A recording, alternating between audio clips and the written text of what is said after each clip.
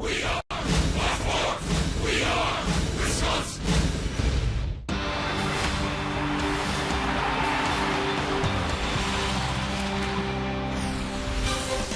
Let the weekend fun between two bordering states begin. The first of a three-game set between the Twins and the Brewers as interleague play continues from Miller Park in Milwaukee. And it's a fantastic Friday night for baseball. Scott Baker on the hill for Minnesota, and he tries to keep the Twins red hot as they continue their rise in the American League Central Division, only 8 games out. Meanwhile, Randy Wolf, Mr. Consistent, is the crew still in first place and a tight battle in the National League Central. He has been the unsung hero of this pitching staff. Hi, everybody. Welcome back to the broadcast. I'm Craig Kashan here on Fox Sports Wisconsin, and couple of streaks are on the line from the plate tonight we want to tell you about as the Twins are set to battle the Brewers. Ryan Braun, first of all, a 14-game hitting streak, and the only player to have 3 separate 10-game hitting streaks in the majors this season. That 14-gamer a career high. The Brewers, the only team not to lose consecutive home games this year, 37 and counting. Every other team had lost theirs by the 13th. That's very impressive. Meanwhile, on the Twins side, Michael Kadire has a 12-game hitting streak going. One of the main reasons this club is still competing without their star first baseman in Justin Morneau. Beware of Randy Wolf. His last start was also an interleague play, and he stopped the red-hot Bo Sox. Can he cool off the Twins? BA and Rock, let us know.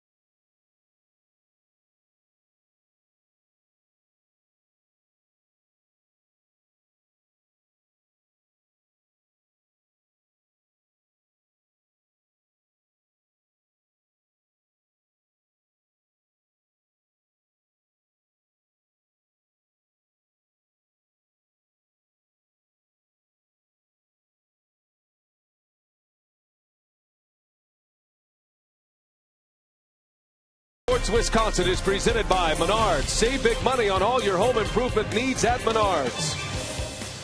By Triple Hops Brewed Miller Lite. Taste greatness. By AT&T. And brought to you by Toyota, proud sponsor of the Milwaukee Brewers and the Toyota territory at Miller Park. Coming from near and far, the parking lot's loaded up today. A lot of tailgating as we get set for the Brewers and the Minnesota Twins. Hi, everybody. Brian Anderson along with Bill Schroeder. Great to have you with us tonight. Expecting a sellout crowd here at Miller Park. The roof is open, and we're looking forward to this matchup. Rock, let's get into the Minnesota Twins a little bit. Here's a ball club that has struggled through injuries. They dug themselves a giant hole. On June 1st, they were 20 games under and 16 and a half back in the American League Central, but in their last 19, they have turned it around. 15 wins in the last 19 games, and primarily it has come down to their starting pitching. Yeah, they have 16 quality starts in that stretch of 19 games. April and May, the starters 13 and 23. The walks are down, the strikeouts are up. They're keeping the baseball in the ballpark and allowing the Twins offense to get going, and that's the big key. You're only going to be as good as your starting pitching. And speaking of starting pitching, the Brewers have had very good starters. Perhaps the most consistent so far this year has been Randy Wolf. His last 7 starts, terrific. Only a 2-run record. I mean, Randy should have 4 wins in that stretch. A .218 earned run average. He's been very aggressive using his fastball. Early in the count, he has been terrific as of late. Well, the Brew Crew opens in a tie for first in the National League Central, and states collide on the diamond beginning tonight. Minnesota, Wisconsin. It's the Brewers and the Twins, and it's coming up next on Fox Sports Wisconsin.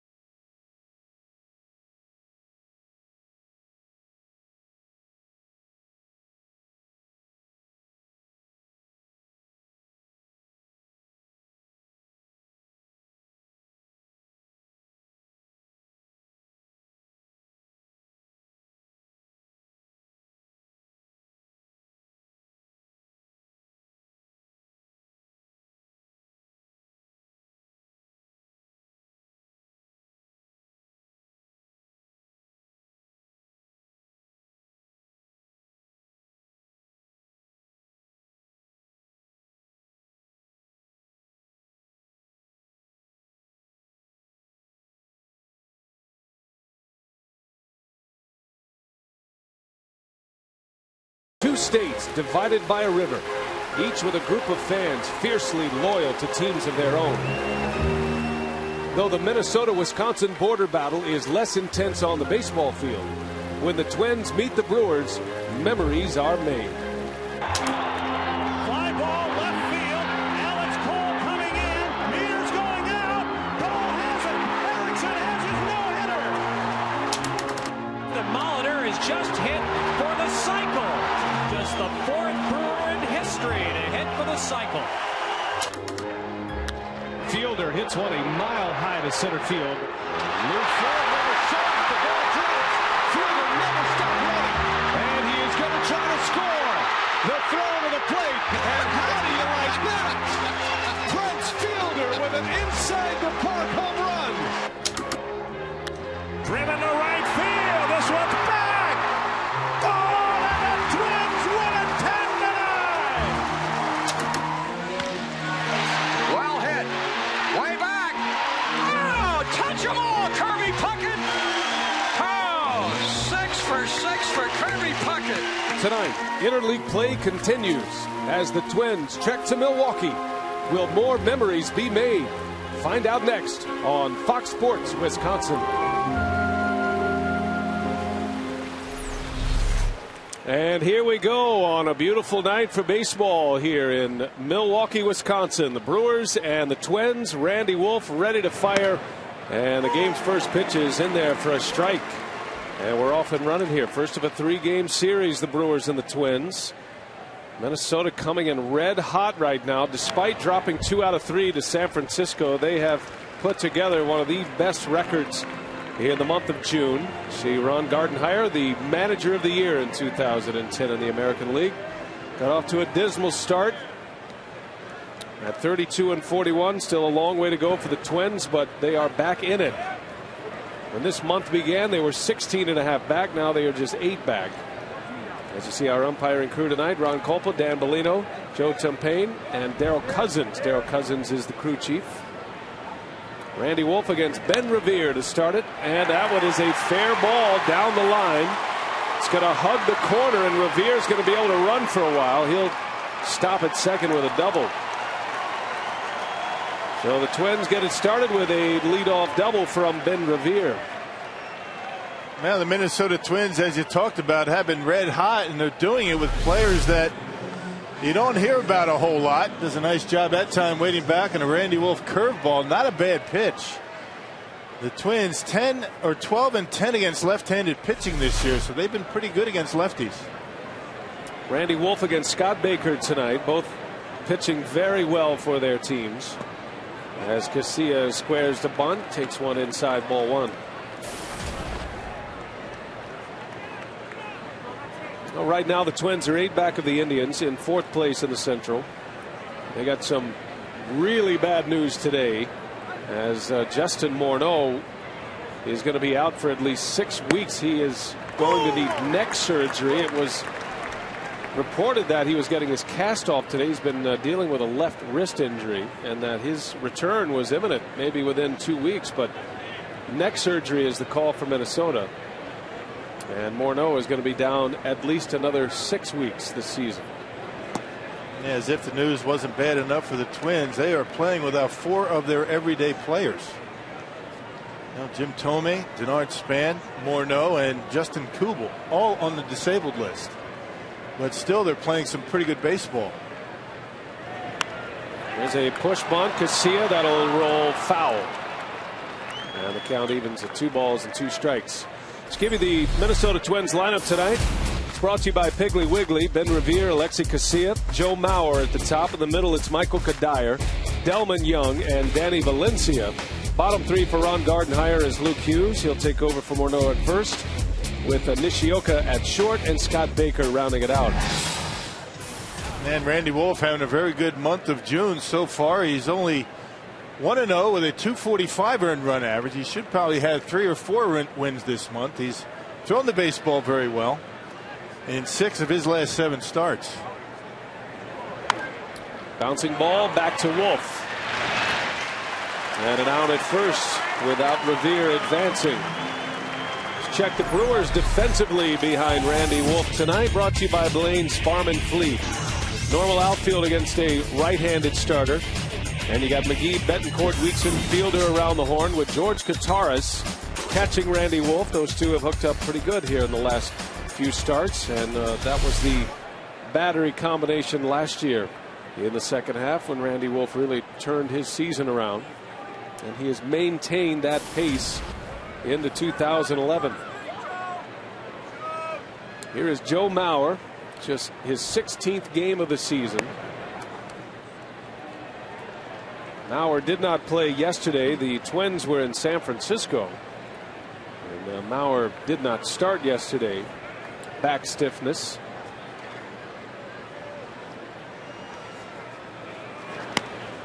Mauer was on the disabled list with what they call bilateral leg weakness.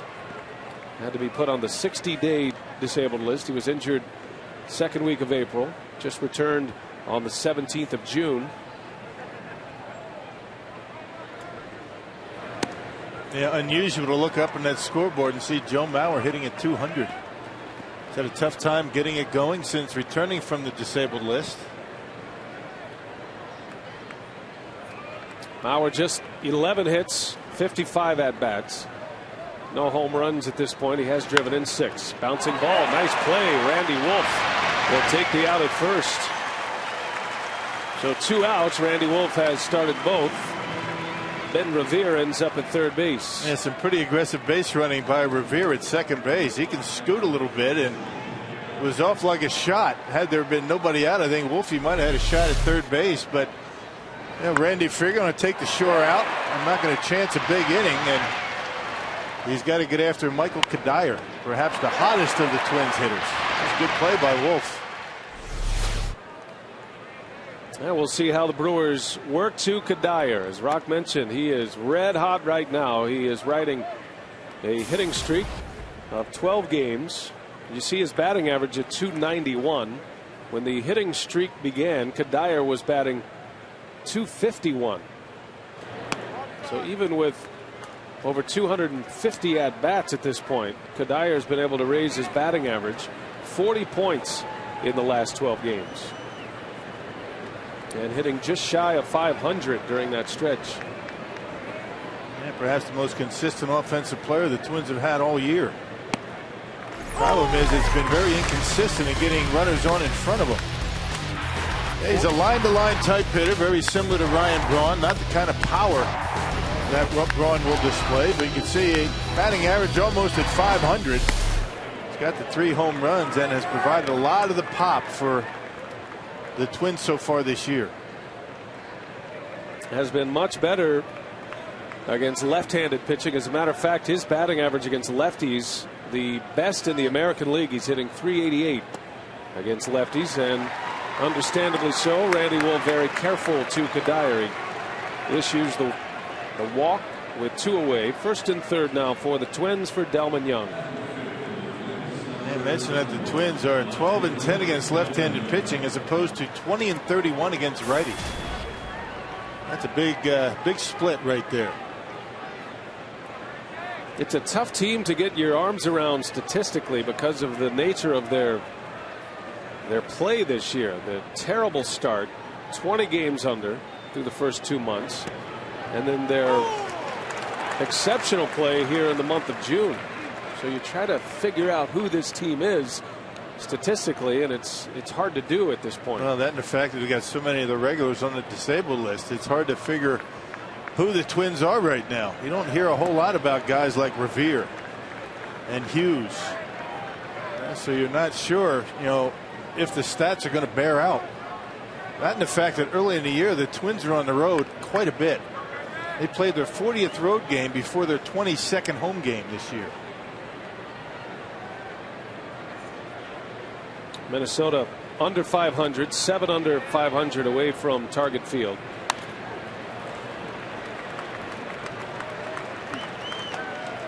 Delmon Young has been at the heart of the Twins' struggles this year. He drove in 112 runs last year, the first time in his career he had a 100-plus RBI season. But here's a guy in 53 games with just 20 runs batted in on just 2 home runs. Last year hit 21 homers and 112 driven in 153 games. 1 ball, 2 strikes on Delmon Young. Bouncing ball over to Weeks, and he makes a play for the out. Randy Wolf is through the first. The Twins strand a pair. Here come the Brewers against Scott Baker.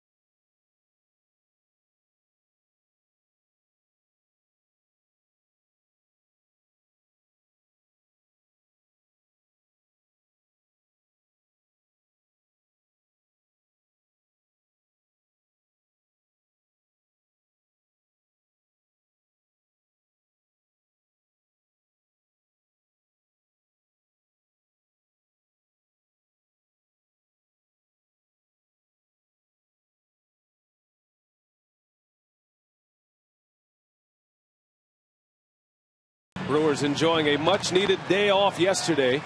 Now ready to start a weekend interleague series with the Minnesota Twins. Piggly Wiggly batting order: Ricky Weeks, Nyjer Morgan, and Ryan Braun. The middle is Fielder, McGee, and Hart, with Betancourt, Kataris, and Randy Wolf rounding it out. And that lineup will face Scott Baker, who is 5-4 this year with a 3.24 earned run average. He has been one of their best lately. Yeah, we talked about the starting pitching on our open tonight. He's won 3 in a row. He's only allowed 4 runs in that stretch in 24 starts, or 24 innings in his last 3. You saw those 12 home runs, but only 3 in his last 6 starts. So he's throwing the baseball pretty well. Scott Baker has won his last 3 wins against Cleveland, Texas, and San Diego. He beat the Padres his last time out with 8 shutout innings and a season high 10 strikeouts in that game. Only 4 hits allowed to the San Diego Padres.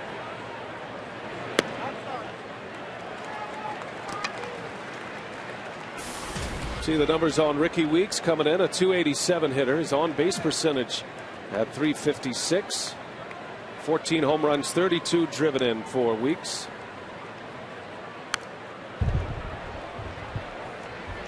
Scott Baker coming off a win against San Diego. Might have been one of his best starts of the season, going 8 strong, just 4 hits. There was some talk that he might be able to finish that game, but 115 pitches.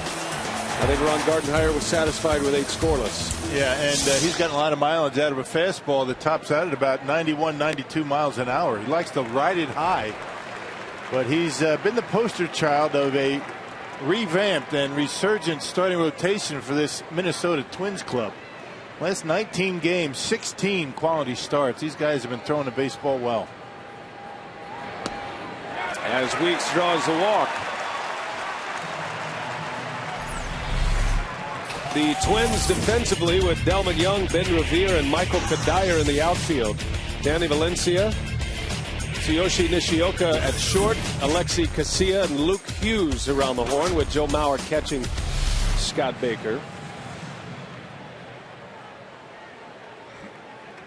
Here is Nyjer Morgan with a runner on. And let's see if Morgan is up there to drop a bunt down.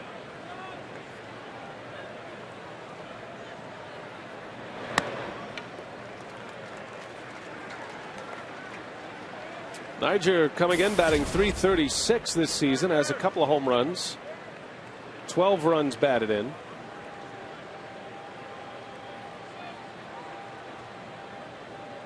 Morgan's on base percentage this year at .365. So getting some good production from the top of the order. As Weeks takes off, Morgan lifts one to right. Ricky's got a return, and Kadire will make the catch for out number 1. Our Nissan keys tonight on Scott Baker comes from hitting coach Dale Swain. Baker's got a sneaky fastball anywhere from 90 to 94. Gets a lot of pop-ups, a lot of foul balls with it. He's a guy you got to get on top of his fastball. He's not afraid of the strike zone with his fastball and slider and changeup. Throws kind of a slurvy type breaking ball. He's very aggressive in the strike zone. He's a guy you have to be aggressive with and get to him early, because he's very good at expanding the strike zone when he's ahead in 2 strikes. Yeah, which ordinarily means you have to attack him early. Your first fastball, ordinarily the best one to hit. And as Dale said, he's very aggressive with his fastball, particularly up in the strike zone.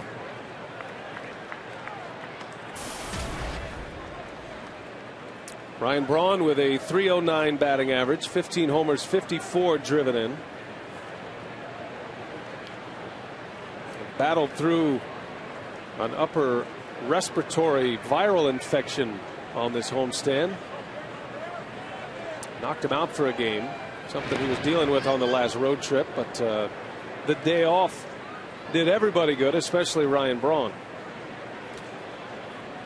Brewers finished up a stretch where they played 20 games in 20 days, and now they will enjoy 2 off days in a 5-day stretch. There's an off day coming up Monday as well before the Brewers head to New York to take on the Yankees.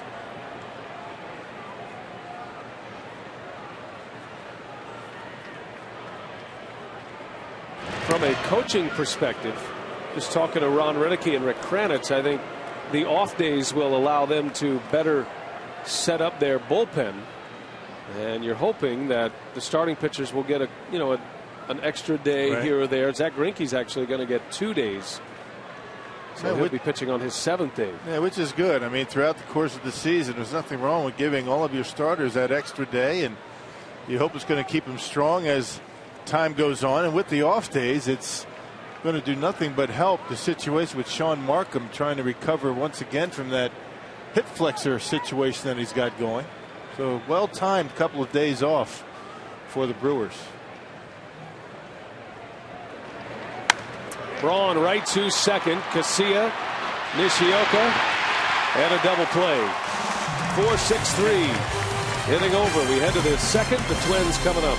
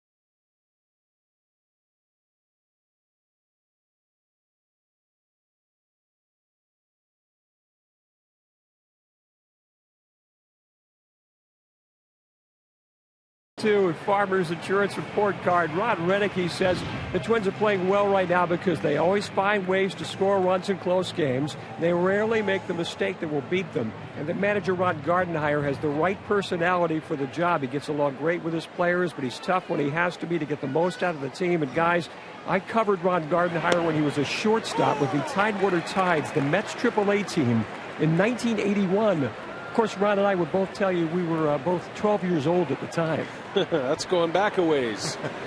So Mark Concannon with the history on the Twins manager. Gardenhire has been a good one. He is certainly deserving of all the accolades that he receives. And he paid his dues. He managed in the minor leagues, of course, and was Tom Kelly's protege in Minnesota. They've had excellent stability at the top ranks, which is why their organization has been so good, not just in the managerial seat, but all throughout their organization, their scouting department, player development. As Randy Wolf strikes out Danny Valencia to start the second inning. First strikeout for Randy Wolf. Yep, Wolfie not afraid to come inside with that fastball. And that was a four-seamer, not the cut fastball. Valencia, you see the way he's leaning out over the plate, that front shoulder leaking to the outside corner.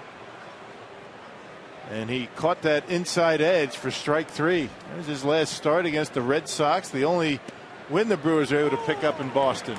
A dandy.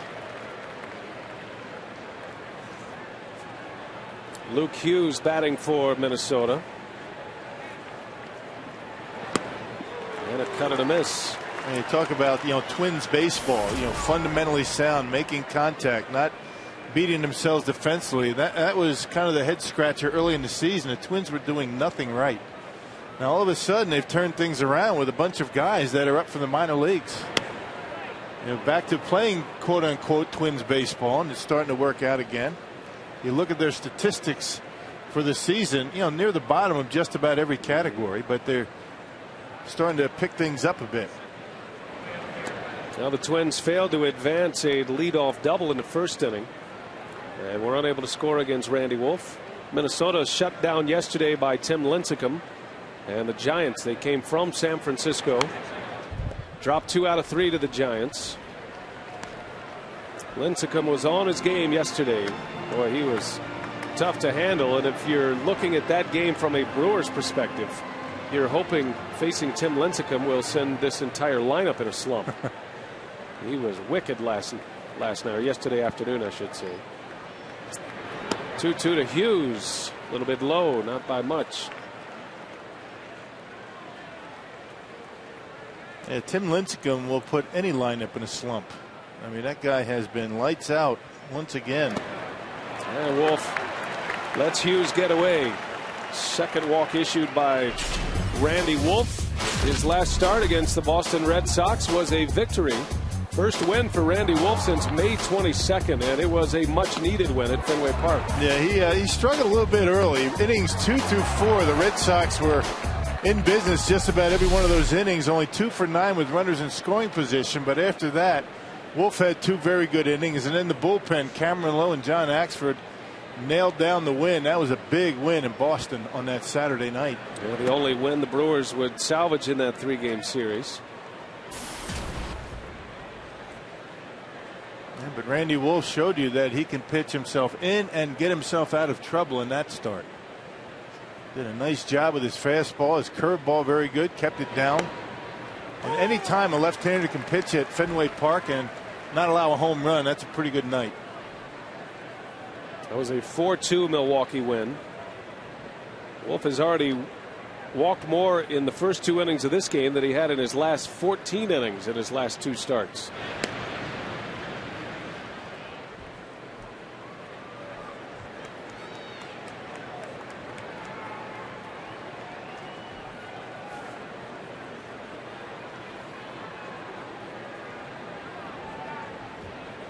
Randy Wolf just trying to show you that it's not just the catcher he likes to have a chat with during an inning. Going to go over there and talk to Prince about something or other. Not sure what it is. Well, you never knew a position player would beat guitarist to the mound tonight. It's a slow curveball to Nishioka. Yeah, Randy likes meetings. Whoever is willing to have one with him. Well, for the Twins, this is a player they are anxiously awaiting to arrive as a major leaguer. Had a successful run in Japan, and he waves and misses at that slow curve. And Nishioka, the second strikeout victim for Randy Wolf. Yeah, tomorrow night against these Twins, all fans will receive a special coupon offer courtesy of Quick Trip. Call 414-902-4000 or go to Brewers.com for tickets.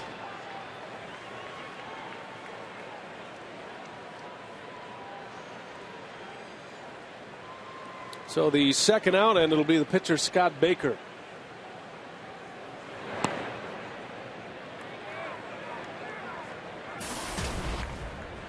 Scott Baker batting .500. Disregard the 1 for 2. He's hitting .500 this year.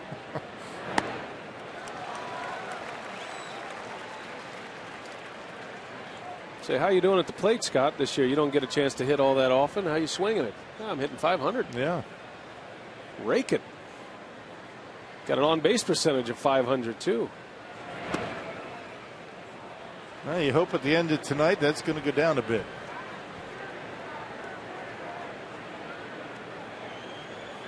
Baker's hit was a double. His lone hit.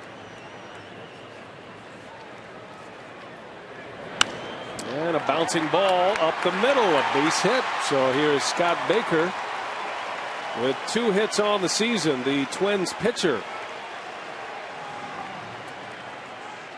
And now it's first and second against Randy Wolf. 2 away, back to the top of the order. Yep, left that fastball down the middle, down about mid-thigh. It's about the speed and the spot where a pitcher's going to be able to get a bat on it. Extends the inning.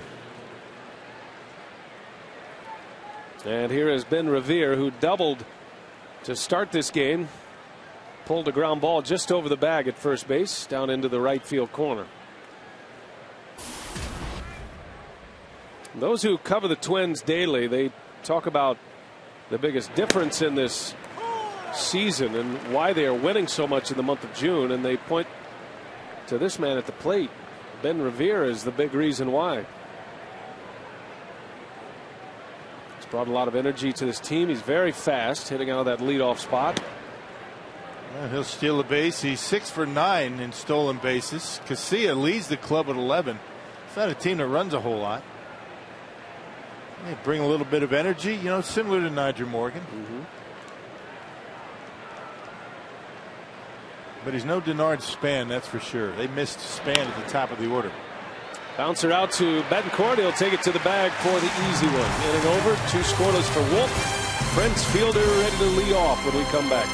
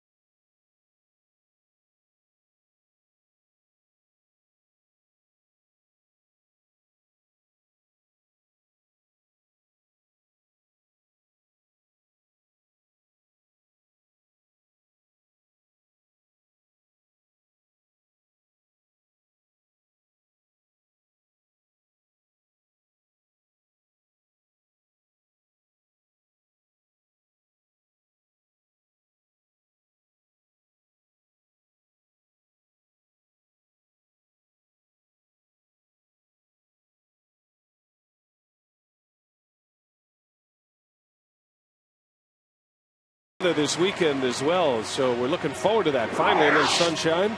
Check the Powerball home run leaderboard as we open play tonight. Prince Fielder leads the club with 20 home runs. He and Matt Kemp still tied for the National League lead with 20. Ryan Braun with 15. He is currently 8th in the NL. And there is your National League RBI leader as well. Not Bernie Brewer, but Prince Fielder. And Bernie is ready to do some sliding tonight. Brewers would like to get their offense back intact. Scott Baker faced 3 batters in the first. He issued a leadoff walk to Ricky Weeks, but then got Ryan Braun to ground into a 4-6-3 inning-ending double play.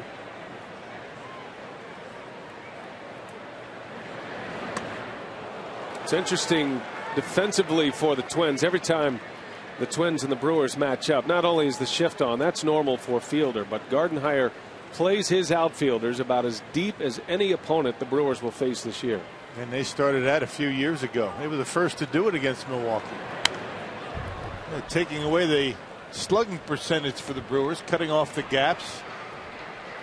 You know, what would normally be a double, they're deep enough to be able to cut off a ball in that right center field, left center field gap. Ball down the line is going to be a double regardless.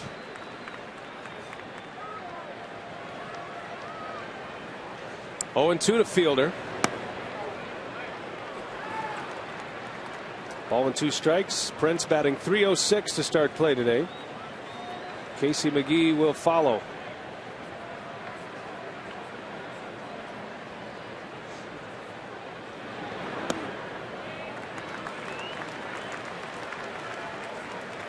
Fielder among the National League leaders in many categories. Leads the league in RBIs and home runs.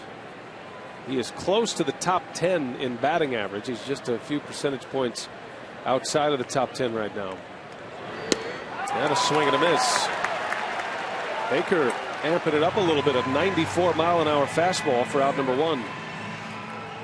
Fox Sports Wisconsin Outdoors showcases the ultimate in outdoor programming. Every Saturday and Sunday morning, experience everything from the pursuit of fish and game to exploring the best weekend destinations. Fox Sports Wisconsin Outdoors presented by Menards. Saturdays at 6 a.m., Sundays at 8 a.m. only on Fox Sports Wisconsin. Casey McGee with one away. First strikeout for Scott Baker.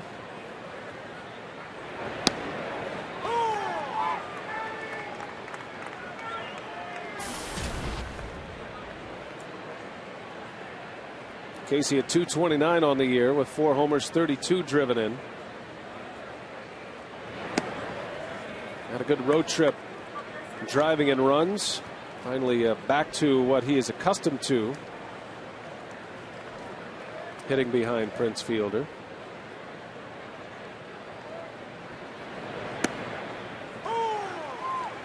McGee just 2 hits on this homestand. He's 2 for 11. And it's been a struggle from day one for Casey. Well, as many runners there have been on in front of McGee this year. And down on strikes he goes. Baker back to the fastball. Back-to-back strikeouts on the fastball. He gets Fielder and McGee. Well, he got Fielder on a 2-seamer at 94. Here's a 4-seamer. Outer half up in the zone. That's what we were talking about with Scott Baker. He's not afraid to throw that fastball upstairs.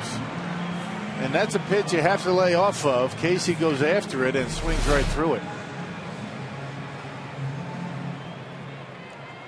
So 2 gone, 2 strikeouts. Remember, Baker coming off a 10 strikeout game.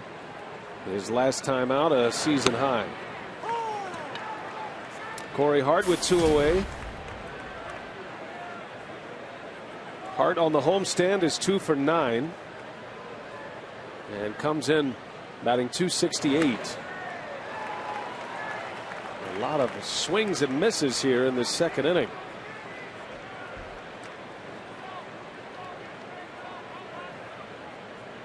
Baker and the rest of the Twins wearing the number 3 patch for Harmon Killebrew on their jerseys. And one of the great guys, one of the great men that's played the game. Just a fine gentleman, Harmon Killebrew. He's going to be missed amongst baseball circles. And around Minnesota, you'd see him at the Twins games very often. He'd be in town. Some kind of hitter back in the old Met.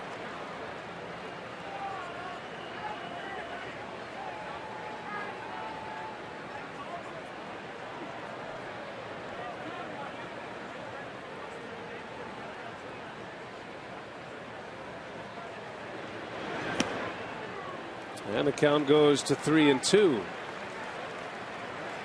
So Baker had him 0-2. Now Corey Hart has it full.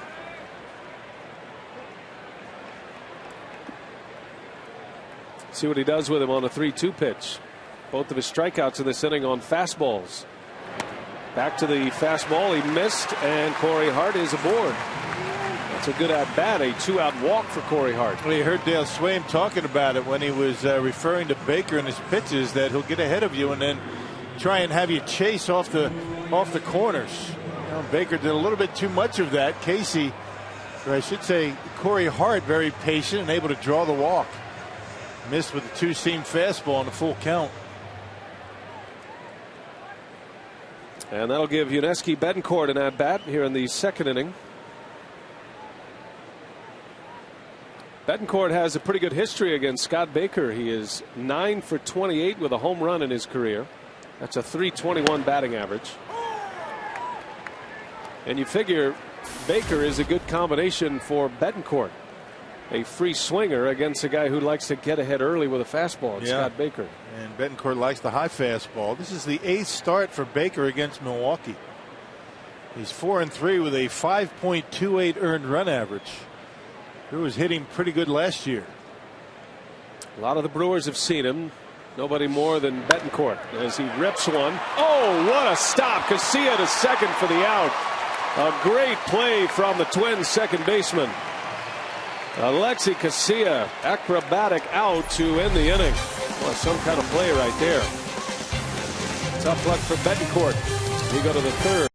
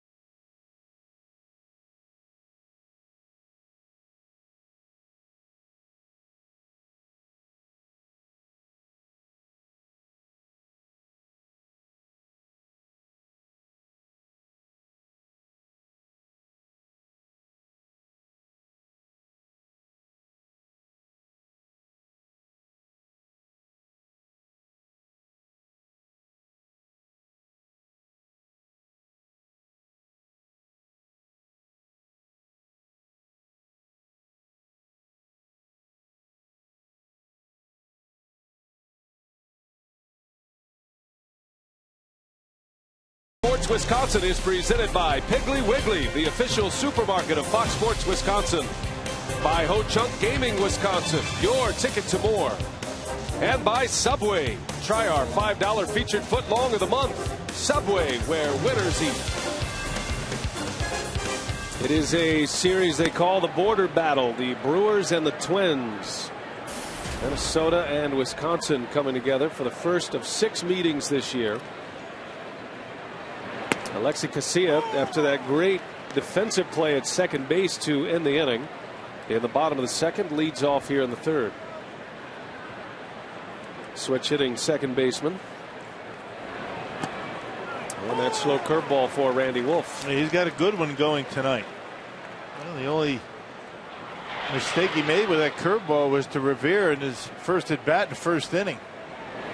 And that wasn't that bad of a pitch either. Always seems to be a different pattern every time Randy goes out there. He doesn't really pin himself into one pattern each and every start. His last start against the Red Sox, a lot of fastballs. Tonight seems like a lot of curveballs. And there is a fastball that surprised Casilla for his third strikeout. We heard from Brewers pitching coach Rick Kranitz about the season of Randy Wolf. The guy, for me, has pitched as well as anybody in the National League, and you know, we've he's had a lot of those wins taken away from him late in the ball game, and you know, there's one guy on this staff that probably should have the consideration of being on the All-Star team. It's him. I really believe that. I think he's thrown the ball that well. Rick Kranitz with high praise for Randy Wolf. He could easily have 9 or 10 wins. No doubt. I mean, he's 5-4, but he's pitched much better than that. I mean, evidenced by his good earned run average at 3.15 coming in. Mauer sends it foul. Well, Zach Greinke seems to be the guy who gets the run support at this part of the schedule right now, and the record certainly reflects that run support. Greinke is 7-2. Wolf is on the other end of the spectrum. He seems like the guy who is in the low scoring ball games. But a fastball by Mauer. Narveson will pitch in this series. The two left-handers split up by Rick Kranitz and Ron Renicky. It'll be Wolf, then Gallardo, and then Narveson will have the finale on Sunday afternoon.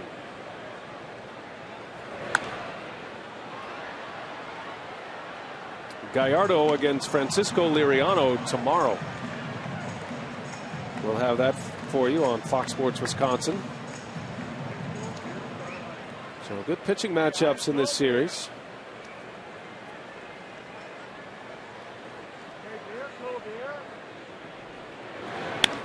Mauer goes to the opposite field. Braun is there. And there is out number 2. Mauer is 0 for 2.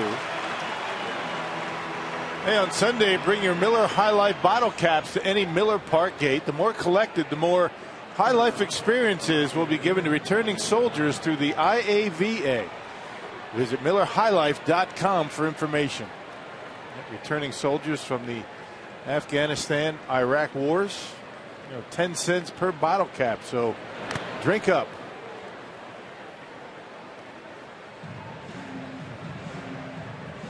Kadire was walked his last time up.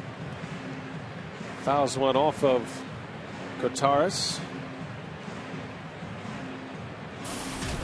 And as all good home plate umpires will do, he'll take a trip to the mound to give that catcher an extra minute to clear the cobwebs. Ron Kulpa is behind the plate tonight. Because there are times when a catcher has to do the same. Another slow curveball lifted in the air to center field. Morgan will make the catch. 1, 2, 3 inning for Randy Wolf. Kotaris, Wolf, then Weeks will bat when we continue.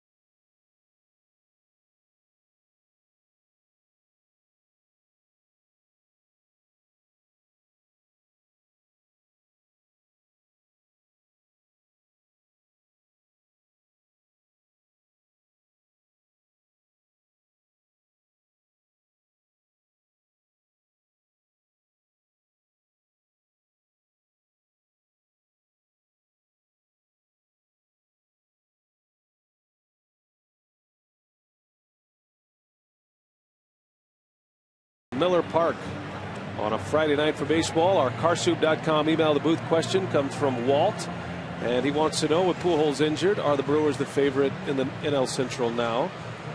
I think in many circles the Brewers were the favorites before Pujols was injured, but certainly the Pujols injury might change the complexion of the division. But the way the Cardinals go, I mean, you know, they're in a first place tie to start play today.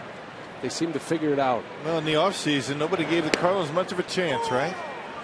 So I guess it all depends on who you consider to be the expert as far as who the front runners are in these divisions. And you know, the Cardinals aren't going to go away. You know, there's going to be they're going to figure out a way to stay in this race. And I think it's going to go right down to the wire this year.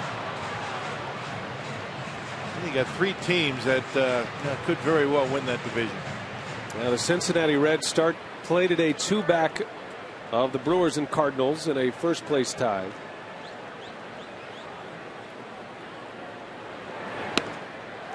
As Katara strikes out, and Baker with his 3rd K of the game, and all 3 of his strikeouts coming on the fastball. Shouldn't come as much surprise that that's a good 2-seam fastball. Started right down the middle, ended up on the corner. Actually, Mauer wanted that ball in the inside corner. Good movement. 2-seamer, 4-seamer tonight for Scott Baker. 3 of his last 4 outs coming via the K. And here is Randy Wolf trying to return the favor to his mound opponent. Baker singled off Wolf in the 2nd inning.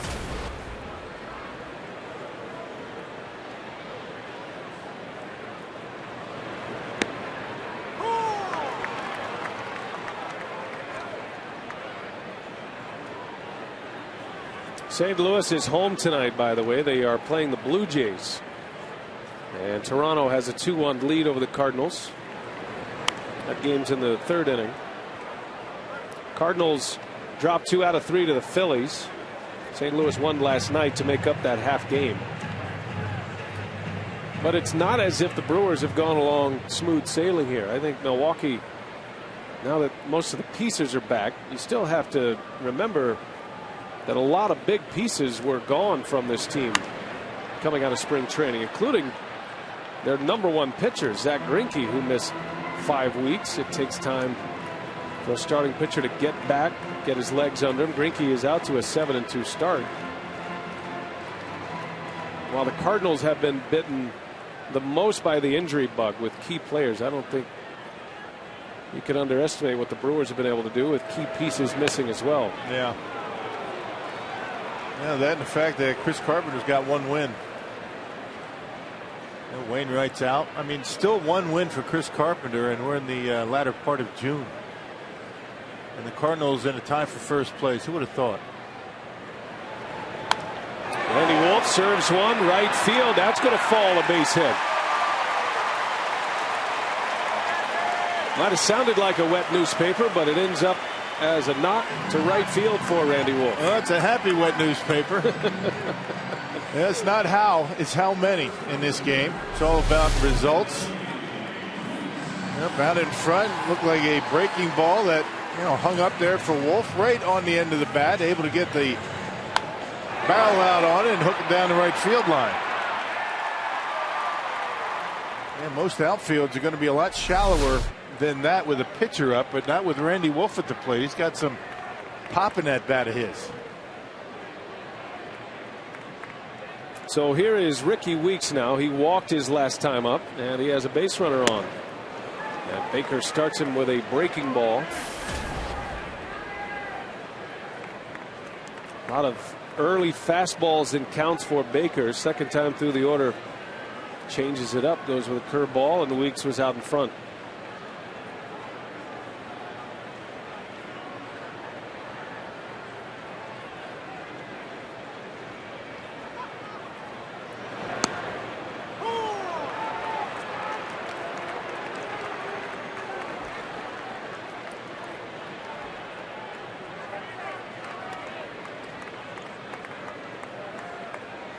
Weeks has made up significant ground in the All-Star voting, and we are certainly encouraging you to vote. This is the last day of voting in the ballpark But you can continue to vote online until the 30th of June. Little bouncer. Nishioka goes to the bag, throws to first, not in time. Weeks just beats it out.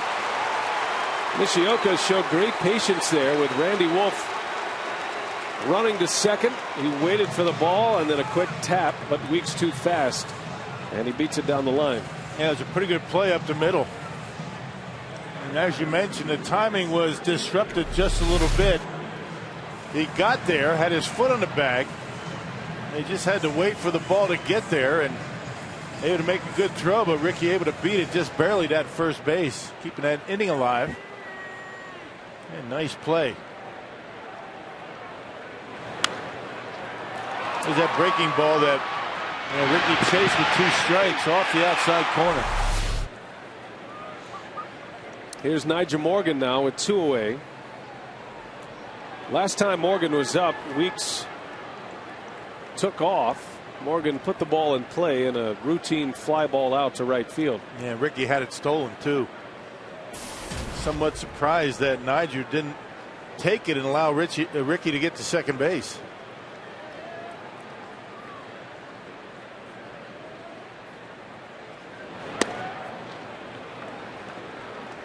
Niger is always a threat to bunt, and with 2 strikes, a threat to bunt for a hit. And ordinarily you wouldn't want to do that with 2 outs, but with Ryan Braun and Prince Fielder behind you in the batting order, it's a little bit different.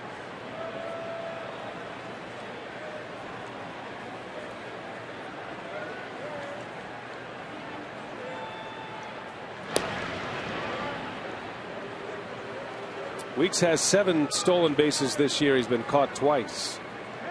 Hasn't been in too many running situations. Typically hitting in front of Braun and Fielder, and with a guy like Morgan up there who in most innings less than 2 outs, he's usually up there bunting, or with nobody out for sure to start a game. But you figure this to be a running situation here. Even if he's thrown out, Morgan would lead off the 4th inning. And Baker, knowing that, trying to keep Ricky Weeks close.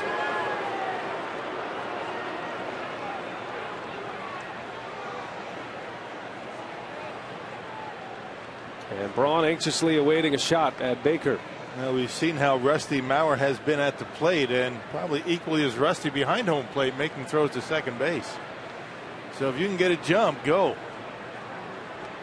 Weeks has a good lead. He stays put. Morgan takes a strike. A high strike from Scott Baker. That's 1-1. And that's not good news. If Ron Culp was going to give Baker that high strike, that's going to help him all night. He likes to throw the fastball up there, and what you're told as a hitter, lay off of it. Don't swing at it, but if he's going to call it for a strike, all bets are off.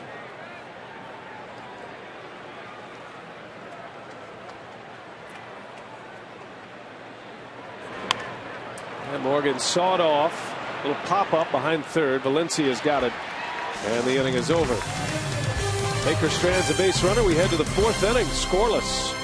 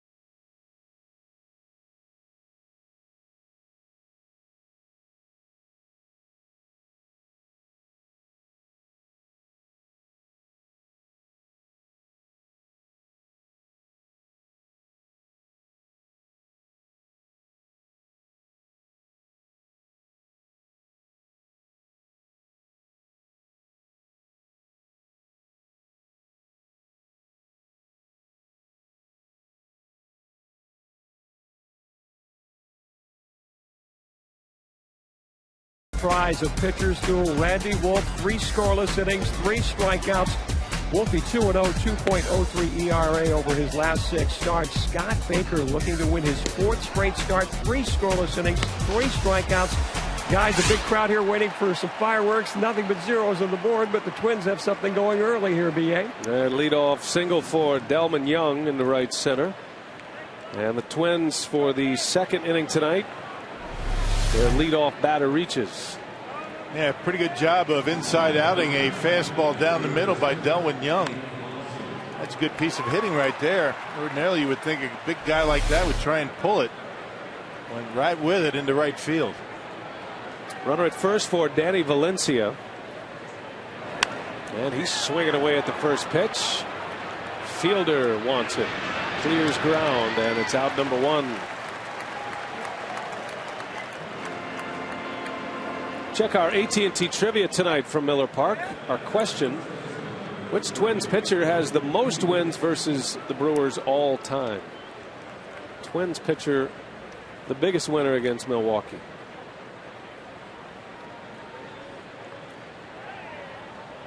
As Luke Hughes steps in. That could very well be one of my contemporaries. Yeah, maybe Bert. I don't know. How long he was with the Twins long enough. Frankie's Sweet Music Viola.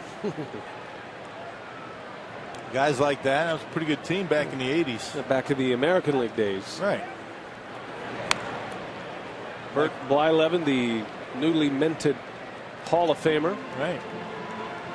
On the air tonight with Twins television. He and Dick Brimmer, our buddies over there, calling the action. Yeah, about a month away before he's inducted into the Hall of Fame. Bert looking good these days. He's got the goatee back. I like it. He was clean shaven last year. Prepping for the Hall of Fame. Right. How's that speech coming along? He says he hasn't even started it yet. I don't believe that. Nah, I don't believe that at all. Don't they all say that? It's about time. 287 big league wins.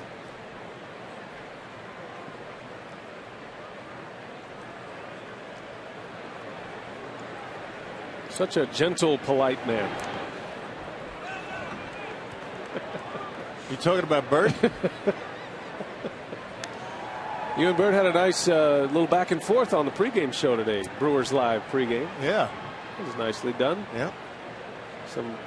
Some very informative content. Some random statistics. Right. We were supposed to be talking about the approach and how Michael Kadire hits and Ryan Braun, and right in the middle of my spiel he goes off and says the Twins have been involved in 33 one-run games. I mean, come on, Bert, where's that coming from? He was just trying to disrupt your train of thought. And he did. Because I was afraid maybe he'd hit me if I didn't pay attention to him. Great guy, Bert Blyleven. Yeah. Boy, what a great teammate he was. That skips away from Kotaris. And Young ends up at second base on a wild pitch. Yeah, Bert and I were together as members of the California Angels back in '89 and '90.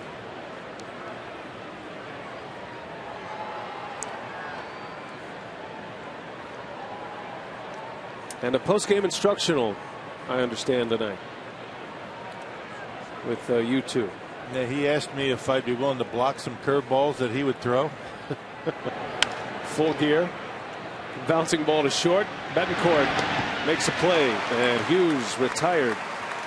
2 outs in the inning, still a runner at second base. I actually wasn't willing to block those curveballs when we played together. Hey fans, this 4th of July, celebrate America with America's favorite pastime. Come out to Miller Park for the Brewers Diamondbacks game at 3:10 p.m. Plus, Clemens hot dogs are just $1 each. For tickets, call 414-902-4000 or visit brewers.com. Had some Clemens hot dogs on my grill last night. I bet you did. I did.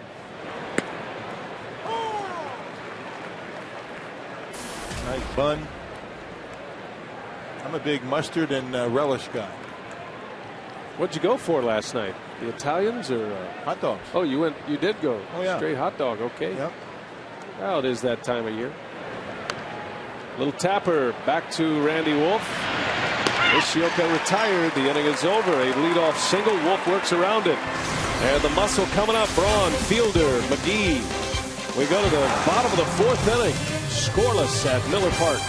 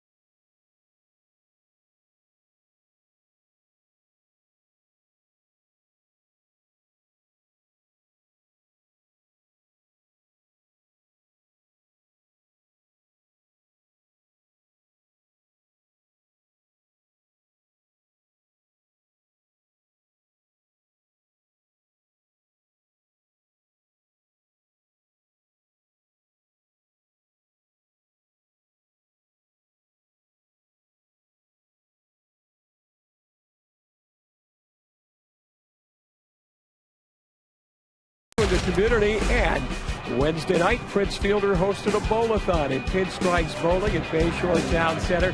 The event raising money for the YMCA to build a centralized school library for Youth Leaders Academy that's located at the north side. Why? The guys showing good form. 150 Brewer fans got to bowl with the big man. Pretty cool stuff, guys.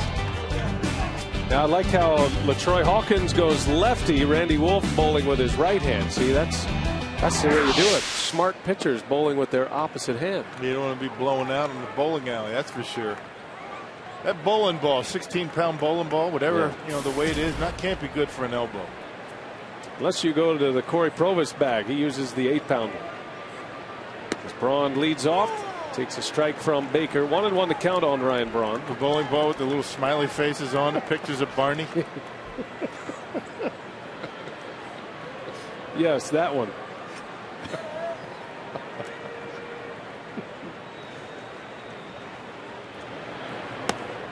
Put the gutters up and you're ready to go.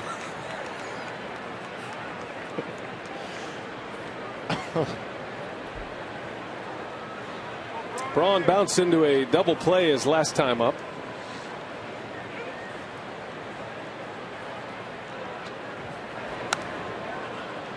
Count even to 2-2. Baker is just tough to figure out. He works all the corners, all the quadrants. Moves you in and out as a hitter. They call it rocking the boat. Yeah. Well, Dale was talking about he's got a sneaky fastball, which means sometimes it's tough to pick up out of his hand. He hides it well. You don't see it until the last second, and because of that, it gets on you quickly. Got jammed a little bit. Back is Revere, and he's got it for out number 1. Well, Ryan Braun will be headed to the All-Star game this July. Baseball's biggest stars like Ryan Braun will gather together in Arizona for one spectacular night. It's the summer's biggest event as Fox brings you every thrilling moment of the 2011 MLB All-Star game. Coverage begins Tuesday, July 12th, live from Phoenix. 7 Central, only on Fox.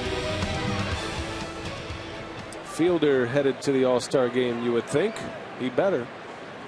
Still has a chance to get to Phoenix as a starter. Voting will conclude next week, and we are certainly encouraging you to log on to Brewers.com and vote Brewers, especially for Fielder and Ricky Weeks at this point. Braun is leading all National League players in votes. I can't take that for granted either. Just got to keep voting.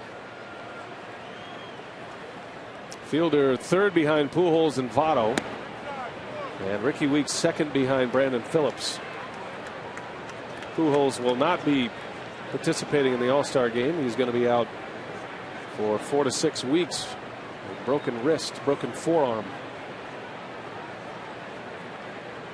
2-1 to Prince. A little bit late, and it's 2-2.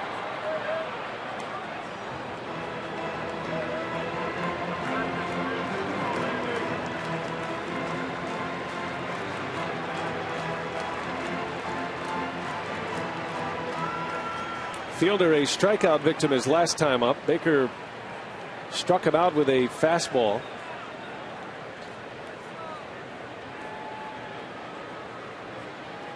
On to the breaking ball here. Fielder lays off.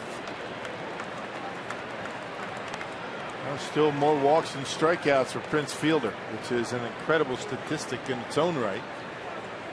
And one of the reasons why he does lead the league in RBIs and home runs. Swinging at strikes. Only Matt Kemp with a higher slugging percentage than Fielder, and he draws a walk right on cue. So a 1-out base runner for Casey McGee. Back to our AT&T trivia. Our question tonight: which Twins pitcher has the most wins versus the Brewers all time? And it is Bert Blyleven. 16 wins against Milwaukee. Captain Hook. There he is. Best curveball I've ever faced and ever caught, for that matter. Jim Cott was a good guess. He's on that list. I was down on the field when Gorman Thomas walked up to Bert, talking about that curveball.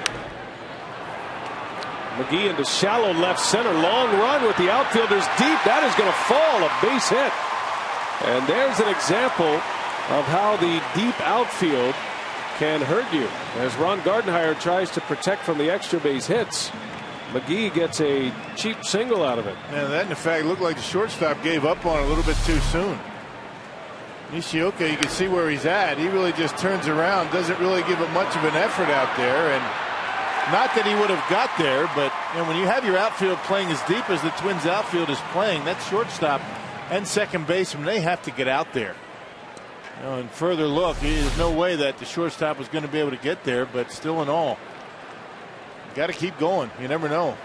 Well, maybe something cooking here. 2 on with 1 out. Fielder at second, McGee at first, and Corey Hart the batter. Baker is working all around the corners and getting strikes. He has issued 3 walks in this game, which is more walks than he had combined in his last 24 innings leading up to this matchup tonight.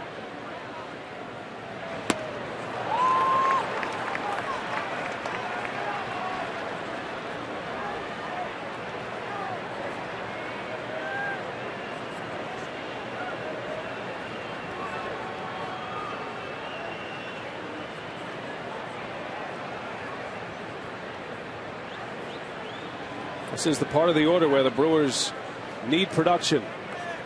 Once you get past Prince Fielder, got Hart at the plate, Betancourt next.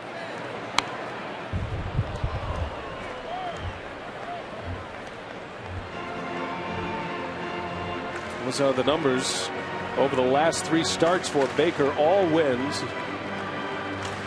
Pitching deep into ball games, had that complete game effort against Texas. Gave up just 1 earned run. He's only walked 1 batter in those last 3 starts. Yeah, the whole rotation for the Twins has been getting deep into games in the last 2.5 weeks. And Baker allowing 4 runs in 24 innings before tonight's start.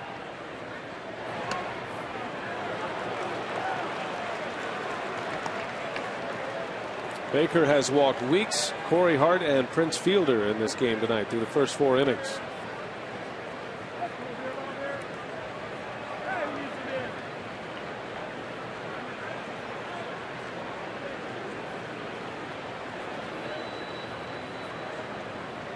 Two on with 1 away.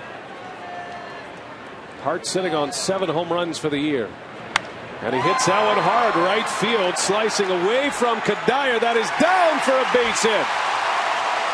In to score is fielder. McGee will be held up as Hart bangs a double down the right field line, and the Brewers are on the board. Well, good job by Corey Hart taking that pitch away from him right down that right field line. Good job.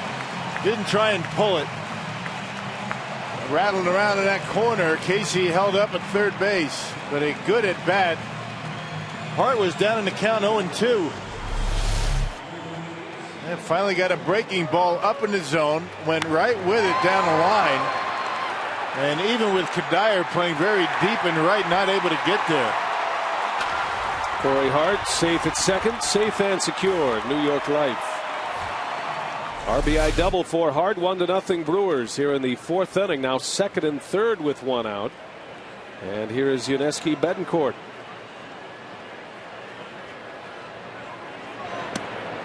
Betancourt was robbed of a hit his last time up. It was a great play from Alexi Casilla at second base. A diving stop on a shot on one hop. Casilla able to flip to second to end the inning.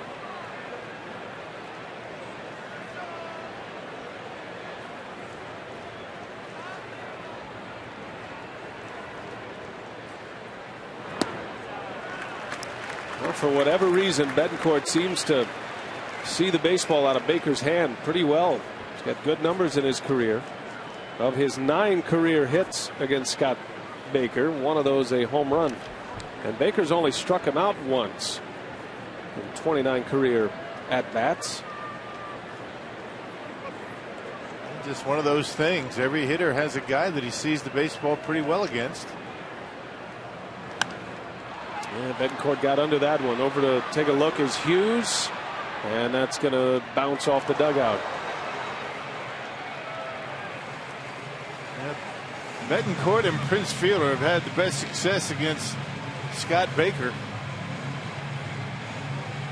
You see the numbers. Prince he was 400 coming into tonight's game with a couple of homers.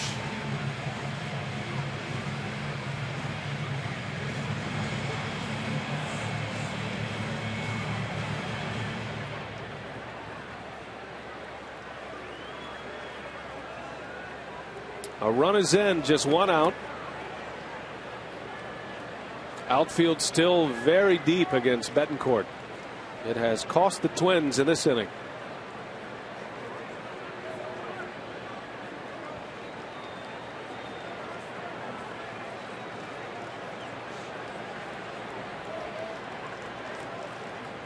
Best arm in the outfield is Kadire in right.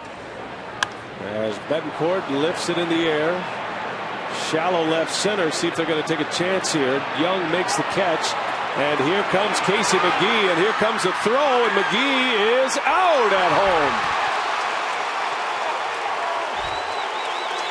McGee saying he slipped a hand in there. But the Twins are out of the inning. They took a shot. Young has not been throwing the ball well this year. That was the guy they pinned a run on, and he made him pay for it.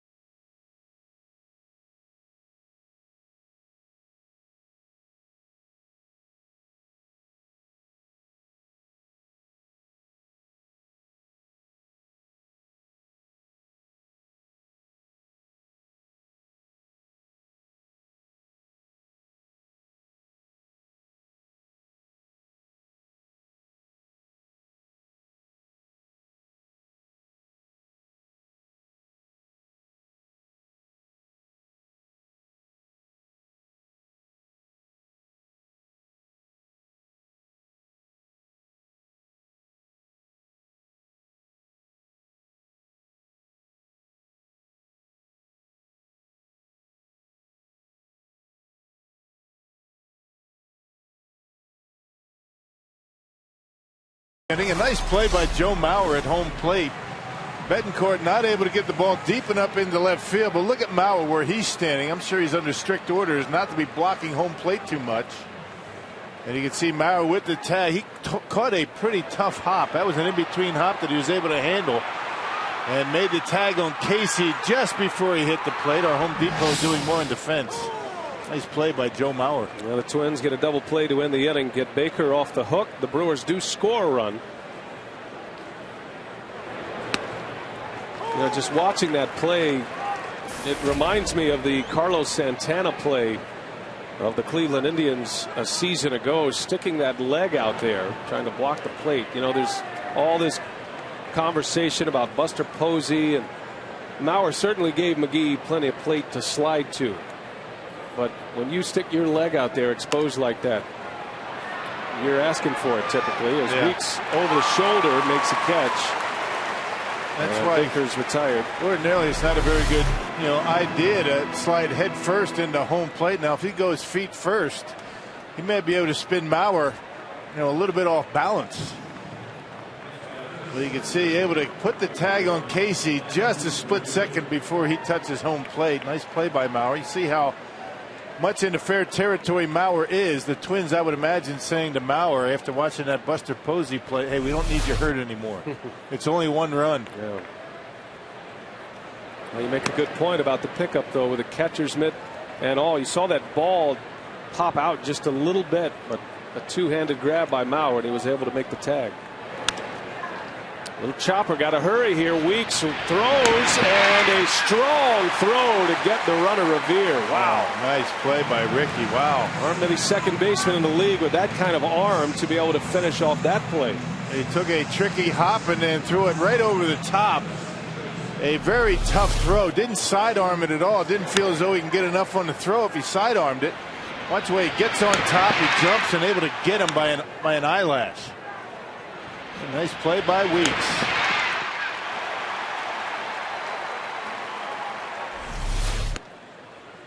Well, that one had some finish to it. Sounded like a pitcher when he deals to the plate, the pop of the mitt at first base. What a luxury to have a second baseman with that kind of throwing arm to make a play like that on a very fast runner in Revere. Randy Wolf will take this one. Nice tidy 1-2-3 inning. Beautiful play from Weeks. He continues to rack up the highlights this season.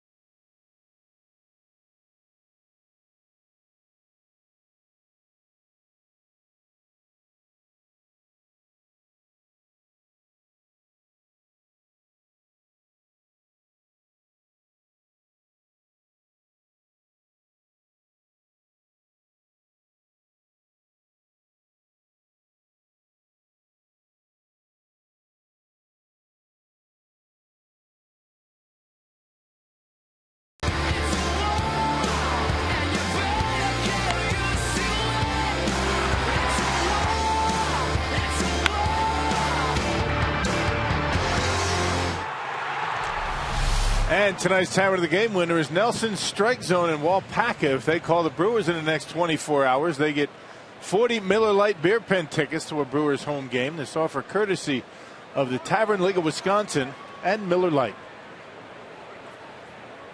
Second series of this homestand. Brewers dropped 2 out of 3 to the Tampa Bay Rays to start it, and now the Minnesota Twins here for 3.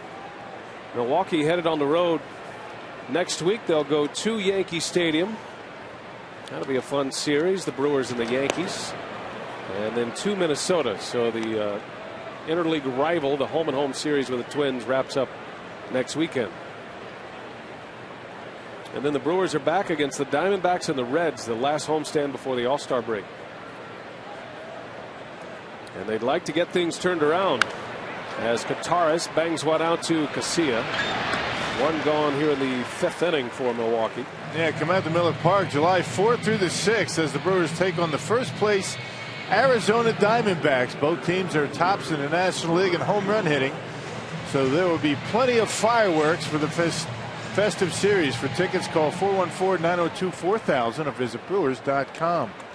Yeah, right now, both the Diamondbacks and the Brewers tied for the National League lead. 86 home runs. Randy Wolf into the right center field gap. That's going to get down a base hit. And Wolf is 2 for 2 against Scott Baker. Nicely done.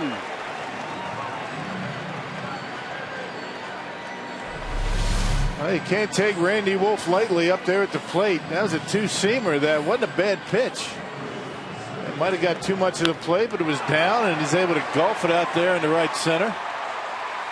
And once again, Randy Wolf with the base hit brings the top of the order to the plate. Wolf had 4 hits on the season coming into this game, has 2 tonight. He is 6 for 28 at the plate. And now Ricky Weeks with a runner on. And a chance at a quick strike with Weeks at the plate. Has been on twice. And he rips one to center field, a base hit, a rocket to center. First and second, 1 away. And the Brewers continue to put base runners on against Scott Baker tonight. Yeah, why bother letting that first pitch fastball go by? Because after he gets ahead of you, he's just going to nitpick at the corners. There it is, right down the middle, and Ricky able to center on it and drive it hard into center field. And middle in, down above the knees. Why waste it? That ball was scalded, went out as fast as it came in. Here's Nigel Morgan.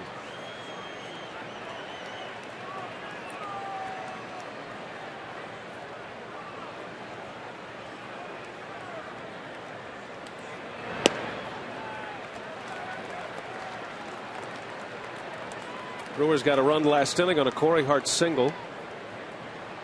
And the Brewers being aggressive, sending Casey McGee, took a great throw and catch from Mauer. And they just got McGee by inches at the plate. Ended up as a double play to end the inning. And now the Brewers right back at it, looking for more. You got Braun on deck. Morgan takes a bender for a strike.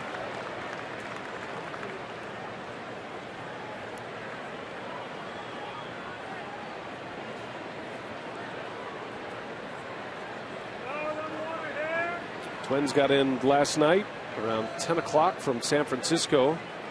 The Brewers were off yesterday.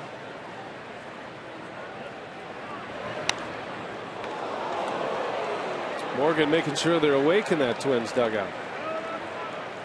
Sent one right over Gardenhire's head.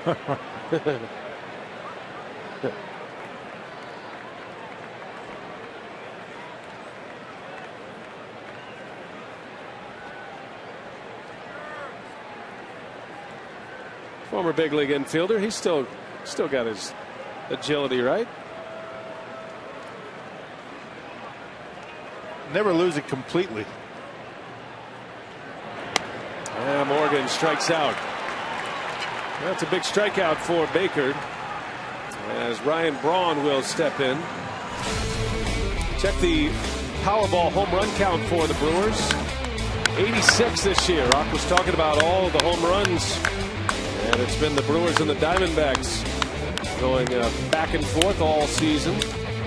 86 team home runs for Milwaukee. Ryan Braun with 15 of those. Brewers have not homered since Tuesday. Yudesky Betancourt homered against Tampa Bay in the second inning Tuesday. Braun goes to right. That ball's pretty well hit. Back is Kadire. Can't get it. And it one hops out of here. That is going to cost the Brewers a run as Wolf will score, but Ricky Weeks will have to return to third base. But a ground rule double and an RBI, and it's 2-0 Milwaukee. Man, that kid just continues to impress you. Ryan Braun, that ball, he caught that ball back in his hitting zone. He didn't really get good extension, but his swing just provides so much extension and so much leverage that ball just jumps off of his bat. High fastball. Watch how far back into the hitting zone he catches his baseball. I mean, that bat is at an angle going back toward home plate. And just out of the reach of Kadire once again, just like the Corey Hart double. That double by Braun extends his hitting streak to 15 games. That is the third streak this year, hitting streak of 10 or more this season for Braun. He has been so good. During the streak, he's hitting .333. And an RBI that gives the Brewers a 2-0 lead. Baker will walk Fielder with a base open at first. It's the 10th time that Fielder has been intentionally walked, which is tied for first in the National League with Matt Kemp. So the stage is set for McGee as we take you back to the Ryan Braun double. Now you have to be real strong to be able to do what Ryan did. Look at the point of contact right here. That ball was down on the handle a little bit. He really didn't get good extension. Ordinarily you're going to get that ball out in here a little bit, but he's just so strong and he has that leverage with that big long bat, able to hit a rope in the right field. Not many can do that.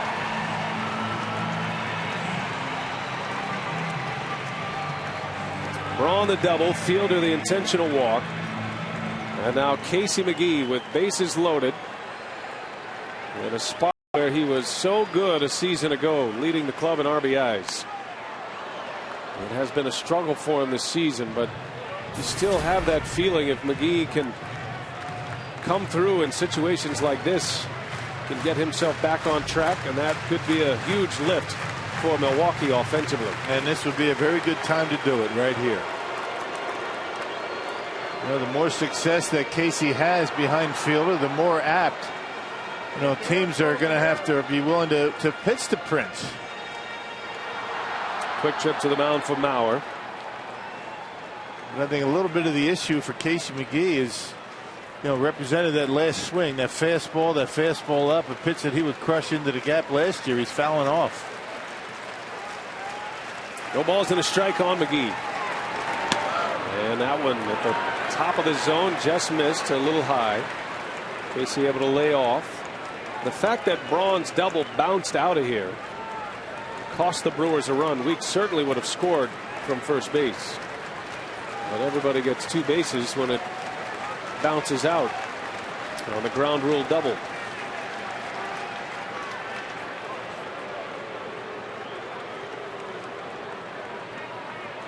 McGee singled his last time up. Dumped one in front of the deep outfield of the Twins in left center. Has 2 career grand slams. And he's tied up by the fastball. It's 1-2.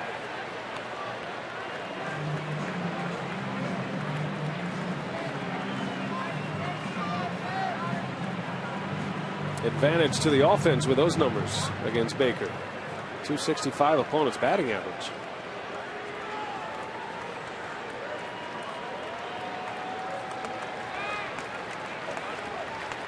Two outs, 2-0 Brewers. And a chance for McGee to open it up. In the air to center. And Revere is going to make the play. Inning over. The Brewers strand the bases loaded. but Braun drives in one. It's 2-0 Milwaukee.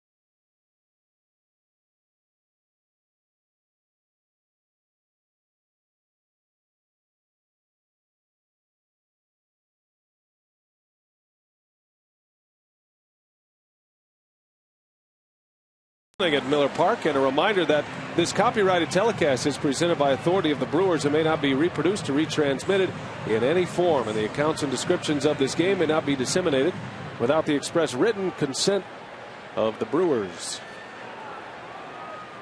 A few Twins fans have made their way inside Miller Park.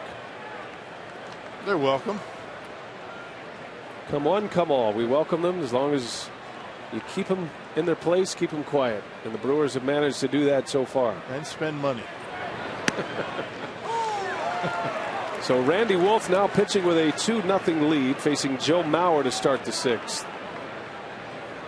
Mauer hit a sinking line drive in the third inning to Ryan Braun. It was caught toward the line. And a bouncer over the pitcher. This is Betancourt. And a good play for out number one.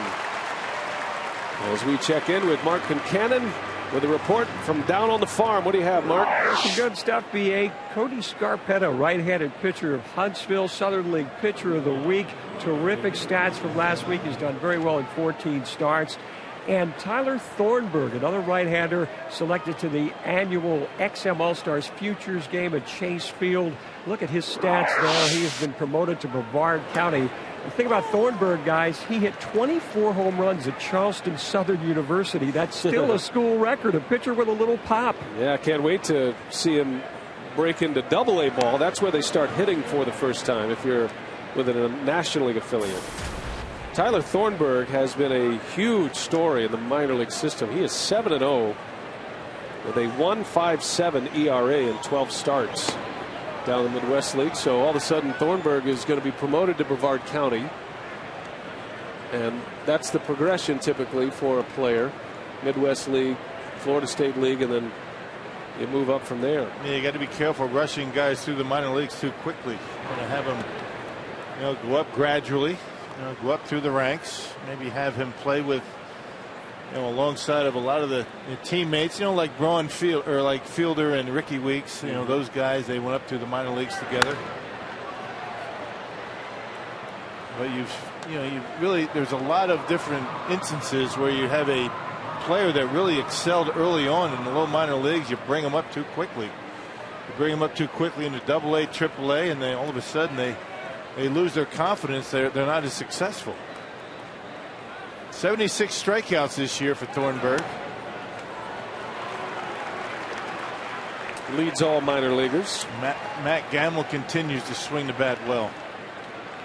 50 RBIs for Gamble. So Gamble's doing a good job at first base. Talked to Doug Melvin about that. They like the way he's handled himself over at first base this year. He's made a position change.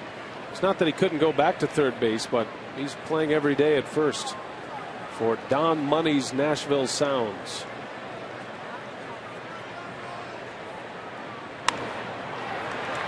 There's another base hit for Delman Young.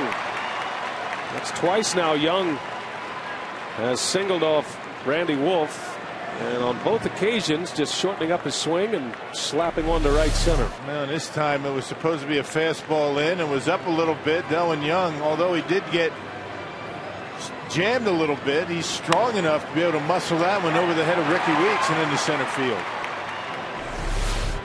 So Young is 2 for 3 tonight, and suddenly the Twins have the tying run on. Go ahead run at the plate in Danny Valencia. He jumped on a first pitch fastball last time up and popped it up. So if you're Randy Wolf, remember that. Be careful with the fastball here.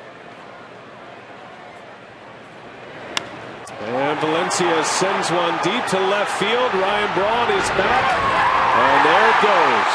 The Twins have taken the lead with one swing of the bat. Danny Valencia, 3-run home run. And what was it? First pitch fastball, right? Well, last time up, jumped on the first pitch, popped it up. This time up, first pitch fastball. Actually a cutter. Stayed right down the middle of the plate, and Valencia knocks it out of here. Well, that didn't take long. That ball way back and left. And with that home run, Valencia snaps an 0 for 13 stretch at the plate. Now a bunt. Wolf jumps on it, and he makes a play for the out. Luke Hughes trying to bunt his way on, out number 2. Yeah, on Friday, July 8th, fans 21 and older can sample craft beer from Leinenkugels with the purchase of a $36 club outfield ticket in select sections. Call 414-902-4641 or visit brewers.com/brews. That sounds like a good time. Nishioka showing bunt, takes a strike. Danny Valencia, his 8th home run of the year. Only Kadire has more home runs for the Twins this year.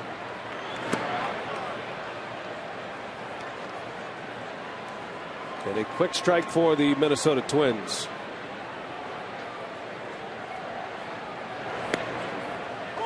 Good looking changeup for a strike. Ball and 2 strikes on Nishioka.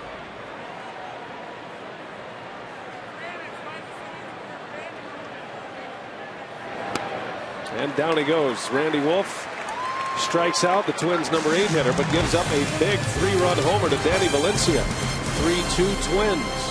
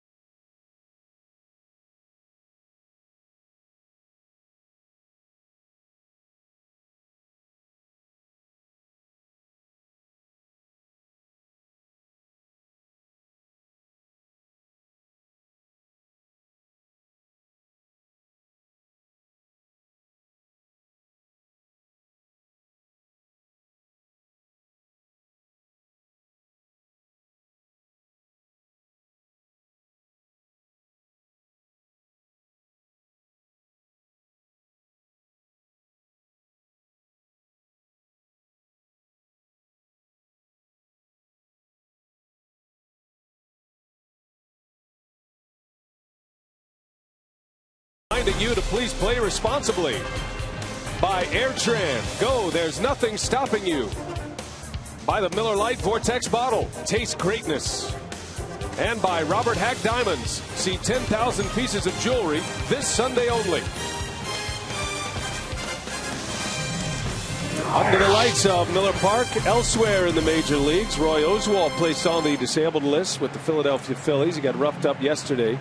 Aroldis Chapman back in the big leagues after a stretch in the minor leagues. And how about the news out of Washington yesterday, as the Nationals had a walk-off win, had a sweep of the Mariners. John McLaren named as the interim manager after Jim Riggleman resigned after the game last night.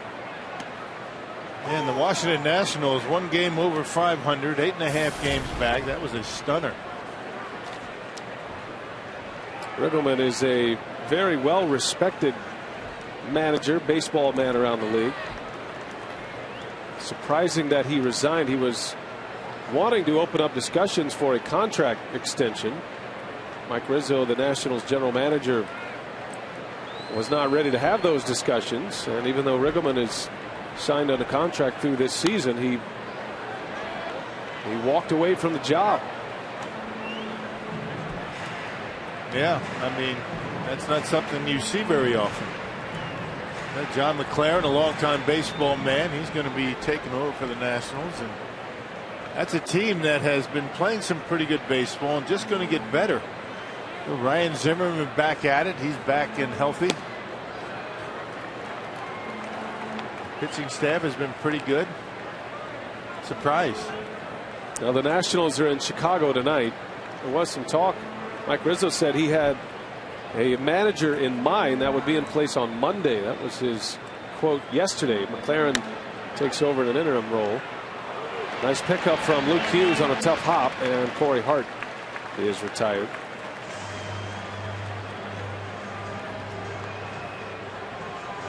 So 1 away in the bottom of the 6th. Our Ho-Chunk Gaming Wisconsin text question.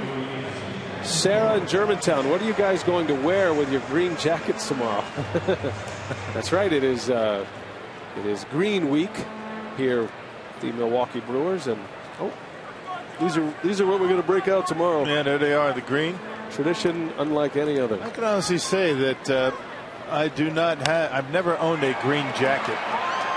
Betancourt, deep left, not deep enough. 2 outs in the inning. Well, you do now, partner. Question is, what do you wear with the green jacket? Yeah, what goes with it, right? I mean, do you go with a Packer gold tie? I have no idea. You think we get these tags off before tomorrow, or keep them on? Maybe they can return them. What we should do is we should auction these off. That's right. Sign them. We'll do it tonight, and then they'll be gone for tomorrow. I get it, though. I mean, it's not the most fashionable, piece of clothing, but we get the message. Green Week, we're supporting the environment. As Gutierrez flies out, green jackets aren't bringing the Brewers much luck here. Get rid of these things.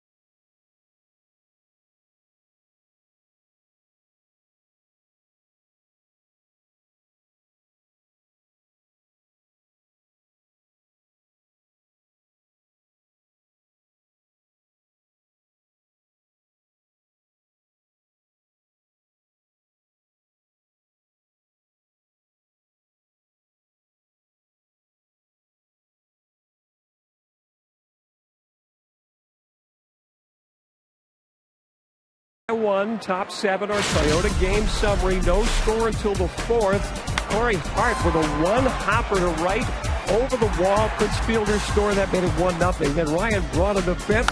A ground rule double to right. Randy Wolf, who had singled one of his 2 hits, scored. It was 2-0. Randy had a great game going, but it vanished on one pitch in the 6th. Danny Valencia, a 3-run shot to left. The Twins with the lead, 3-2. Guys.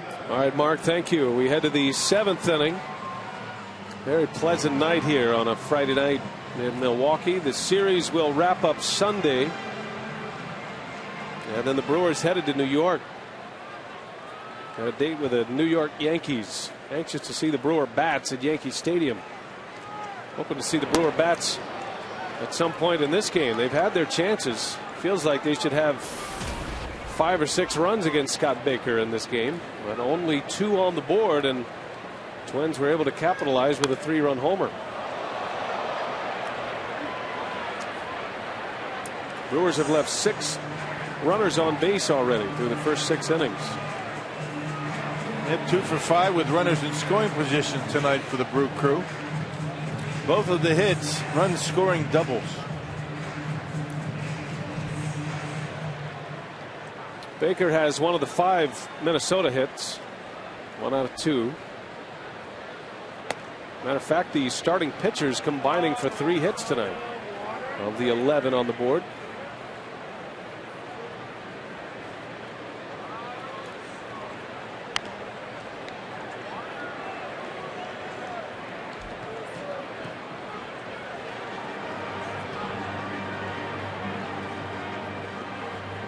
Baker, then back to the top of the order, Ben Revere and Alexi Casilla.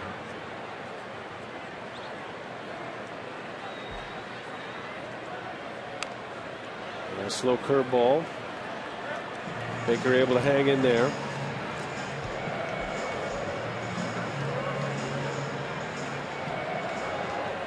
We've seen some home runs in this homestand from some unlikely sources. Nice swing and a miss. Baker gone on strikes. Randy Wolf picks up another one. That's his 5th. 16 down to 8. The 8 greatest moments in MLB All-Star Game history are going head-to-head to determine which is the most memorable of all time. Go to MLB.com/moments and vote now for your favorite Midsummer Classics. And tune into the 2011 MLB All-Star Game on Tuesday, July 12th, 7 Central on Fox to find out who won. Hey, talking about those home runs on Wednesday, Elliott Johnson of the Tampa Bay Rays with a 3-run homer. Difference in the game on Wednesday.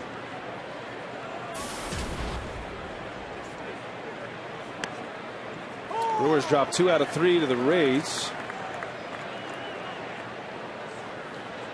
But Milwaukee still has not lost consecutive games at home this year. And that is a streak they are hoping to continue with a victory tonight. It is the longest streak. The Brewers are the last team in baseball not to have lost back-to-back games at home. There's a base hit. Revere just slaps one into left field. And the speedy center fielder is aboard for the 2nd time. Well, the high fastball is exactly what a guy like Revere wants to see. Just to slap that, get on top of it. With the drawn in infield, Case McGee, even with the bag, not much range when you do that. And now you have excellent speed at first base. You figure if he can get a jump, he'd like to take off and steal a base. Revere is 6 out of 9 in stolen base attempts this year.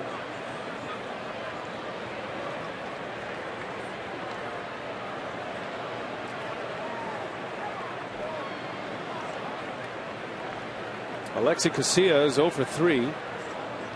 2 ground outs and a strikeout tonight.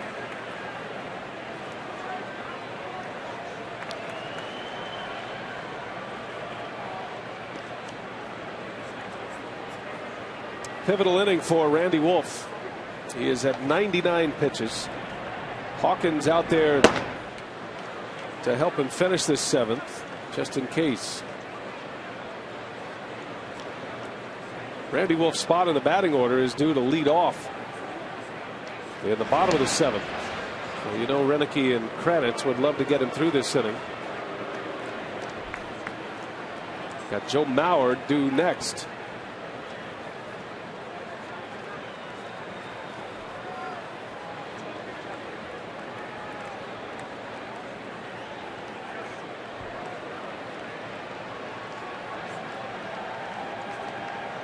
It's a much different lineup here with the Twins without Morneau.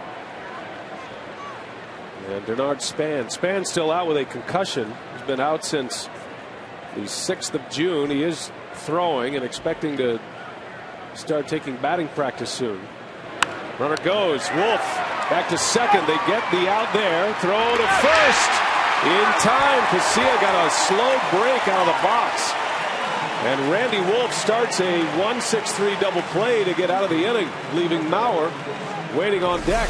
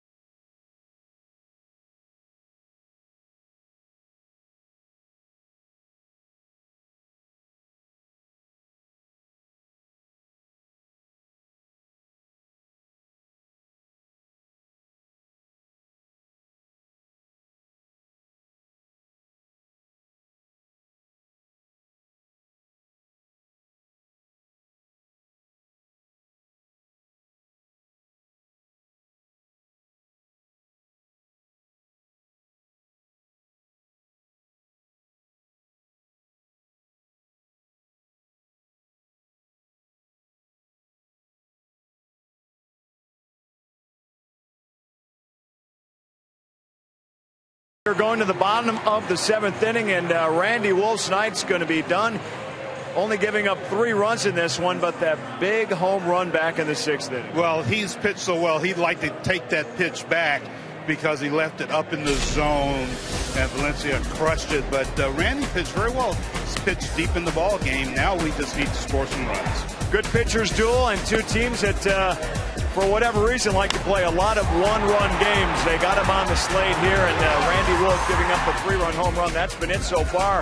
3-2, though. The Brewers trail. Looking forward to Brewers Live postgame and the instructional. It's going to be crowded down there, Davey. All ready to have Bert join you guys? Yeah, we got Bert Levin, the Hall of Famer, joining me and Rock. So don't know what it is yet, but it'll be interesting. I think you do. You're just not telling. So we're looking forward to that coming up later, Brian. Or it's possible that Davey has forgotten by now, but Craig remind him. And we'll look forward to the instructional as Craig Counsell leads off on the first pitch. He bounces out.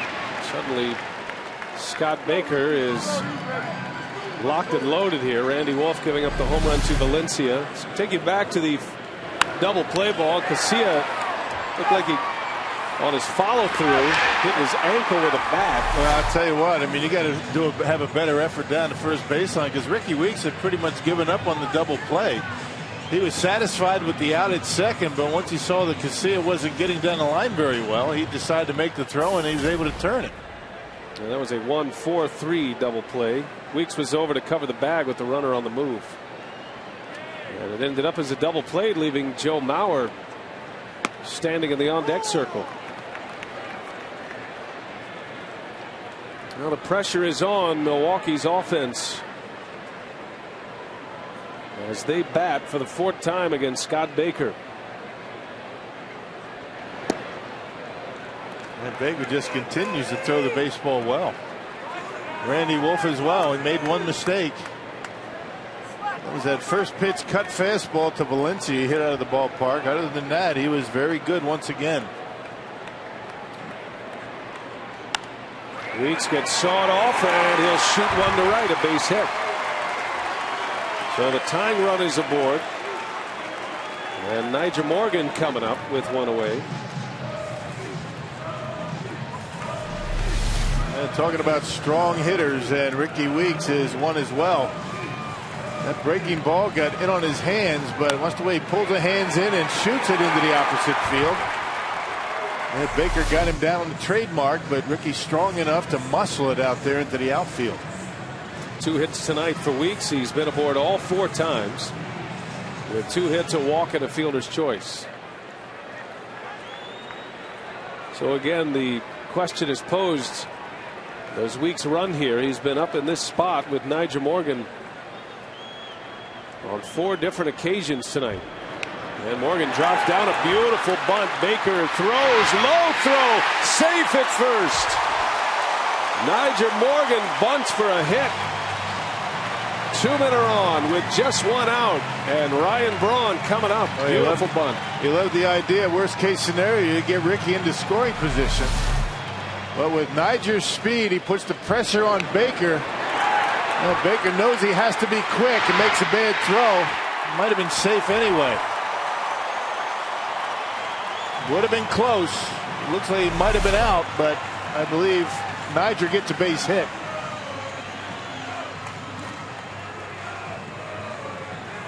Well, Rick Anderson on his way to the mound, the Twins pitching coach.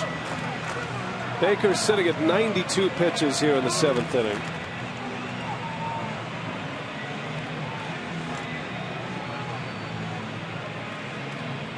Renicky and Kranitz working the phones here. And another look at Morgan's bunt, just deadened it perfectly. That bunt for a base hit. And because Baker had to rush, he made a bad throw, and the result is first and second, nobody out. That's the thing about Nigel Morgan. Even on a night when he's struggling at the plate, he can still be a threat. Morgan not swinging the bat particularly well tonight. 0 for 3 coming in, and just a little off with his timing against Baker. But able to bunt for a single, and now the Brewers are set up. Got their best 2 hitters coming up. Bullpen is active.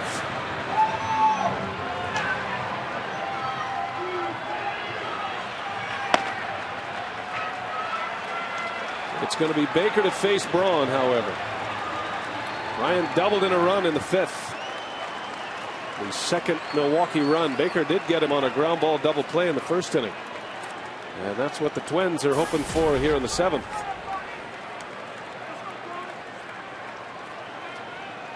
Ryan extended his hitting streak to 15 games with that double in the 5th inning.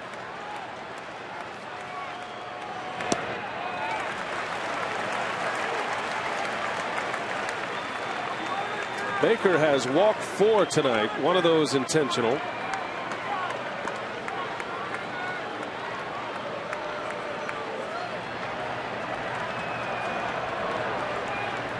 With Lowe and Hawkins loosening in the Brewers bullpen. All depends on the outcome of this inning. On the corner, a strike, 1-1. That's a nice pitch by Baker right on that outside edge. Braun looking for something to pull that he can find a gap. Can't ask for a better speed on the bases for the Brewers.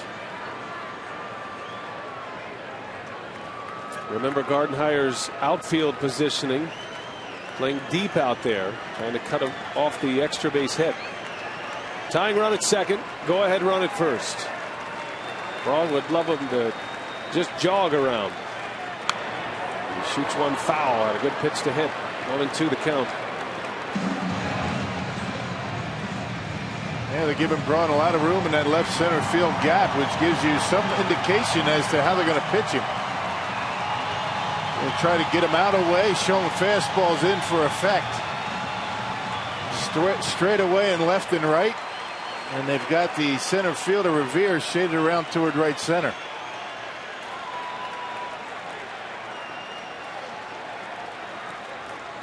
Still just 1 out. Ball and 2 strikes on Braun. And he gets jammed. A pop up, shallow right. That's going to be the second baseman, Casilla. Weeks is going to tag, and he'll make it to third base. Wow. Aggressive base running by Ricky Weeks. But he ends up at third. Now 2 men are out with Fielder coming up. That's great base running by Ricky, realizing that the second baseman is going out there and not near enough arm to get him. Now the best pitch for Brawny were back-to-back fastballs. That pitch right there on the corner. Now this is the one that Braun would like to have back. That 1-1 fastball, and that one popped him up. If Kadire catches that baseball, there's no way Ricky can get to third base.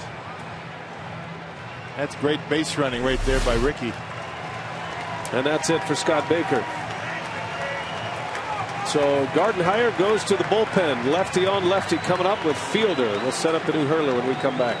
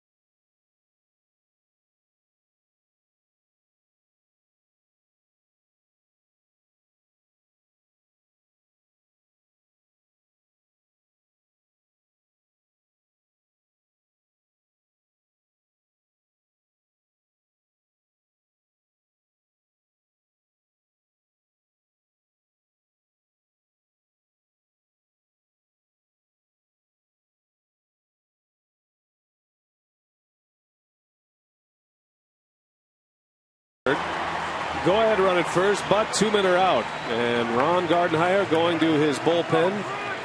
Jose Mijares, the left-hander, on to face the left-handed hitting Prince Fielder. And Mijares has a very good slider, one of 3 left-handers in the Twins bullpen. Mijares was on the disabled list mid-May to the beginning of June. Opponents, left-handed hitting opponents, batting .222 against Mijares. Brewers down a run, bottom of the 7th, and Fielder takes a ball. Prince Fielder at the plate, presented by Wendy's.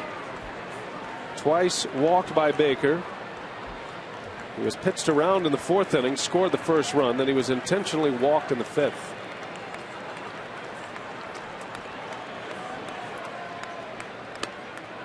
You know, the old adage of you don't want to put the go-ahead run into scoring position here, but I'm surprised Gardenhire is choosing this matchup to challenge Prince Fielder with the left-hander, with McGee's struggles on deck. And that's why they have a right-hander loosening in the bullpen.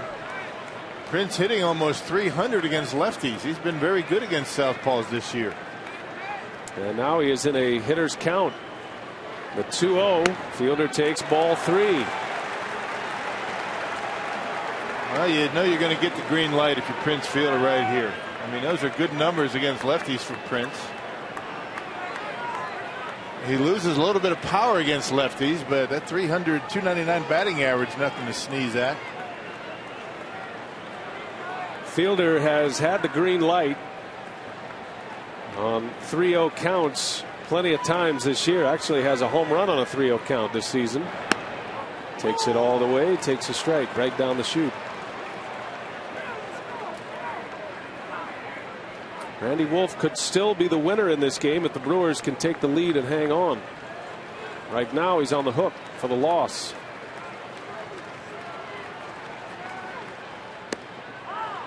Wow, close pitch, 3-2.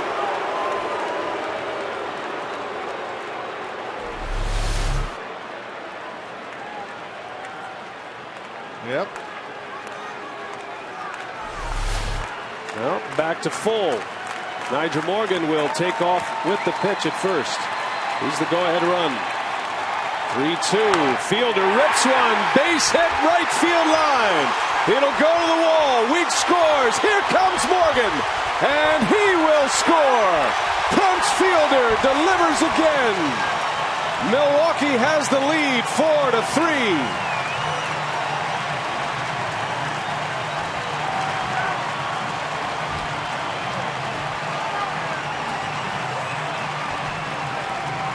Now the man has been absolutely incredible all season long. Well, the only slider Maharis threw him until he got to the full count was the first pitch. Got behind 3-0. Then he threw him run right down the middle. Now here's the borderline fastball that was called. And then he made a mistake with a fastball in. It was supposed to be on the outside corner. Look at the extension from Prince. Able to keep it fair down the right field line, and the man has done it again with 2 outs.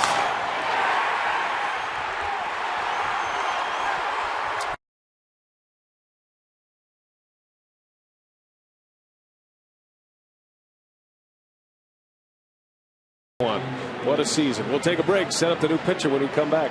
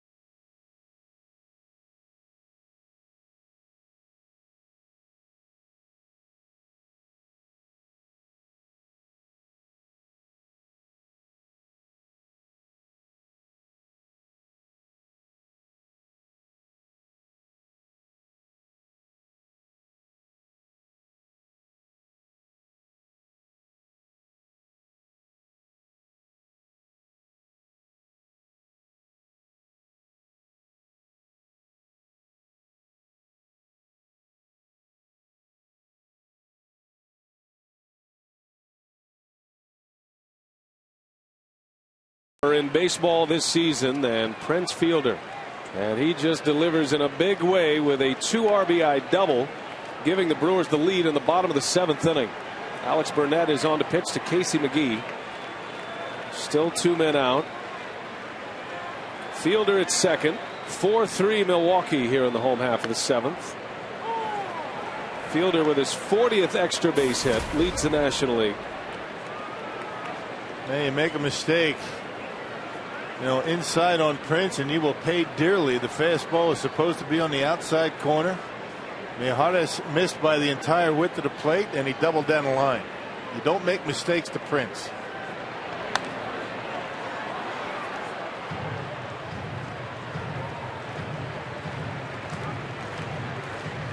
Mijares gives up the 3-2 double to Fielder. It was big because Morgan was able to get a head start at first and was able to score easily. Now McGee trying to add to it. No balls, 2 strikes on Casey McGee.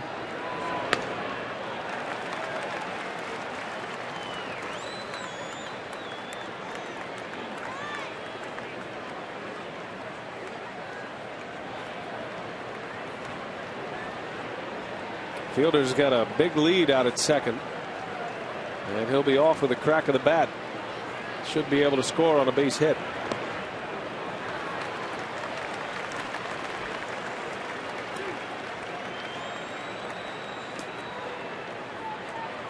Casey looking for his first home run since May 20th. It's been a while for McGee. Last time up, he flew out to center field with the bases loaded. Down the line, great play, Valencia.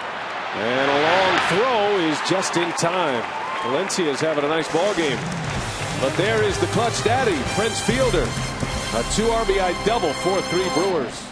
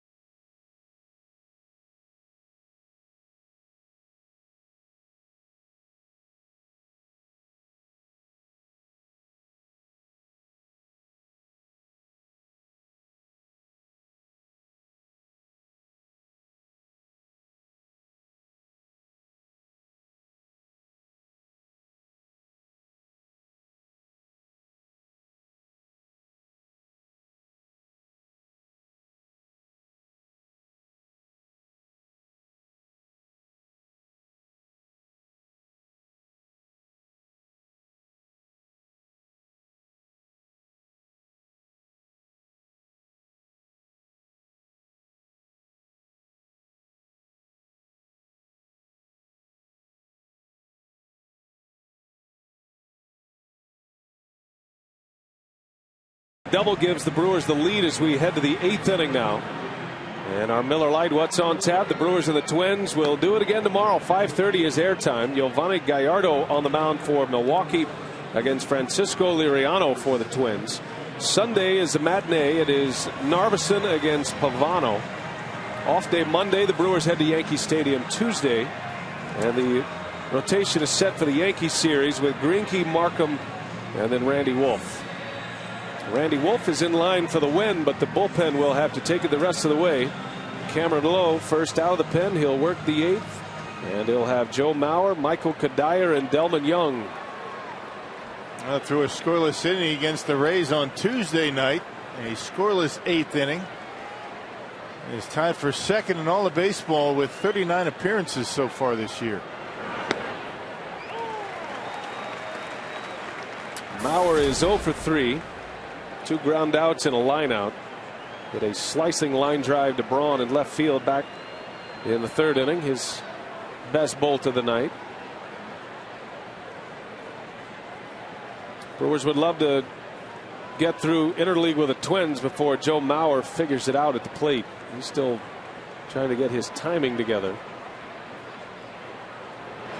after 2 months on the disabled list. It's interesting that Mauer did not go to the minor leagues. He didn't go down on a minor league rehab assignment.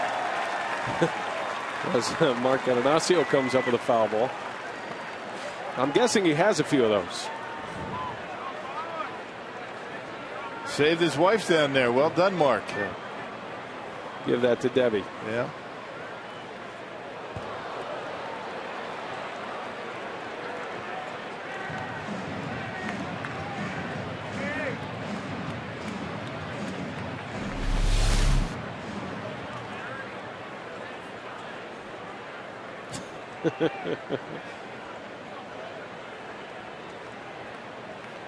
The story was a lot better when we thought he caught it. Yeah, see, now they're putting us in a bad position when I replay. It's a no-win situation for the commentators. Bouncing ball to Betancourt, and Mauer is retired. Some things are just better left unsaid, right, Rock? I have nothing else to say about that. How about this? Some analysis, please. Jimmy John's delivery of the game. Prince Fielder driving in a pair. Yeah, he's something else. I mean, just when you need the big hit, he comes up to the plate. And as we mentioned, you couldn't ask for better speed on the bases with Niger at first, Ricky Weeks at third. something else. Prince Fielder. He's going through some of the numbers for Prince Fielder. Only Alex Gonzalez and Ryan Howard with more go-ahead RBIs this year than Fielder. Those two are at 20. Fielder is third in the league, in the major leagues, with 17 go-ahead runs batted in. And now has 19 RBIs in the 7th inning or later. And would have a lot more if they were willing to throw to him. Willing to pitch to him. I mean, it's not just the intentional walks. I mean, it's the walks that he gets that pitchers apparently don't really want to mess around too much. And that's what meant at first base. It's the intentional walks come when first base is open. It's a no-brainer. And as tempted as Nigel Morgan might have been to steal a base and move into scoring position as the go-ahead run, he stayed put. Gardenhire took a chance. Sent his big lefty out there to face Fielder, and Fielder now goes above 300 against left-handers with that double down the right field line. Yeah, 10 of his 51 walks this year are intentional walks, including the one tonight, but there are a lot more of those walks that he has racked up that pitchers apparently don't want any part of them. 4-pitch walks, 5-pitch walks. I don't blame him. 2 balls, 2 strikes on Kadire.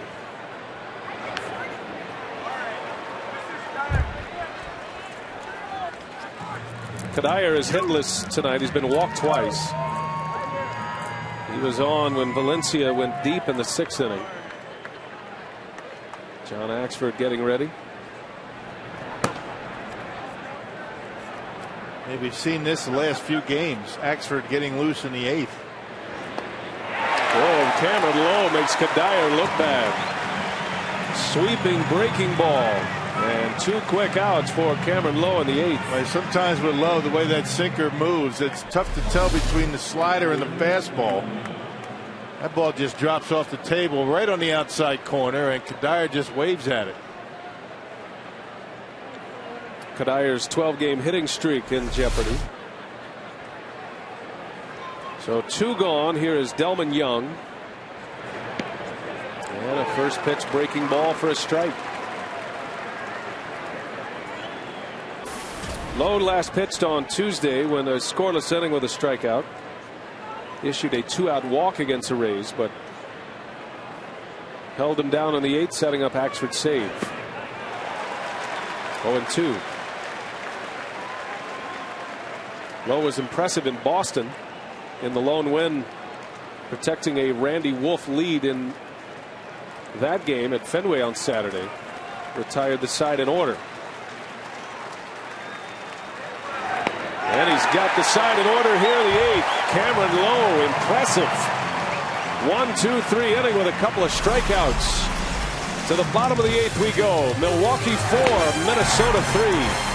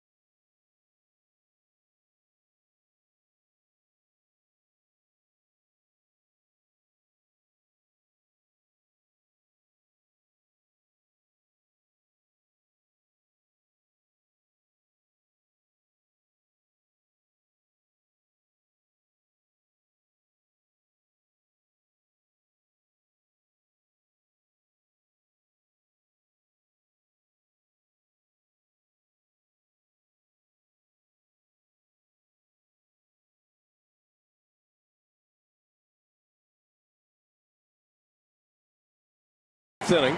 And fans' time is running out to make sure you see Ricky Weeks, Ryan Braun, Prince Fielder, and all your Brewers favorites in this year's All-Star game. Visit brewers.com/all-star, and you'll not only vote for your favorite Brewers, but you'll be eligible to win great prizes, including a night in Ryan Braun's suite with a visit from Ryan himself. Vote early, vote often, most importantly, vote Brewers. Corey Hart will lead off for Milwaukee. Burnett still out there. Sitting on a Prince Fielder go-ahead 2 RBI double with 2 outs in the 7th, giving the Brewers the 1-run lead. And you hear about tack-on runs all the time and how important they are. The Brewers would love to tack a few on against Minnesota. After Cameron Lowe goes right through the order in the 8th inning, 1-2-3 with a couple of strikeouts. Running out of superlatives for Prince Fielder, and we're only in June. That's how good he's been. It never gets old, though, to be able to come to the ballpark every single day and watch he and Ryan Braun do their thing. You know, not too many cities get the opportunity to see 2 guys go off the way they have this year. As Hart strikes out number 1 of the 8th. Braun and Fielder with RBIs tonight. Braun drove in a run with a double in the 5th inning. Then Perkins loosening.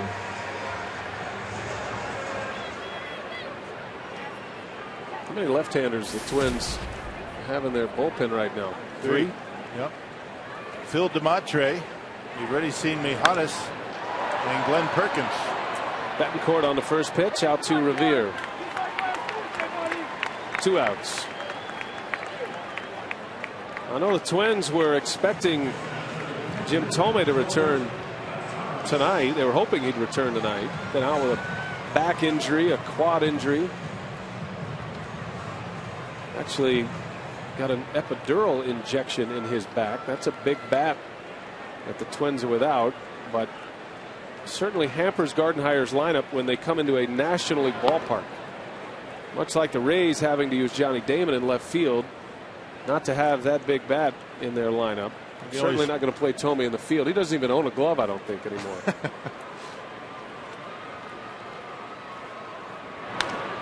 Gutierrez backhanded by Hughes. And here we go to the 9th inning. The Twins are coming up, and here comes John Axford. Save opportunity on the way at Miller Park. 4-3 Brewers.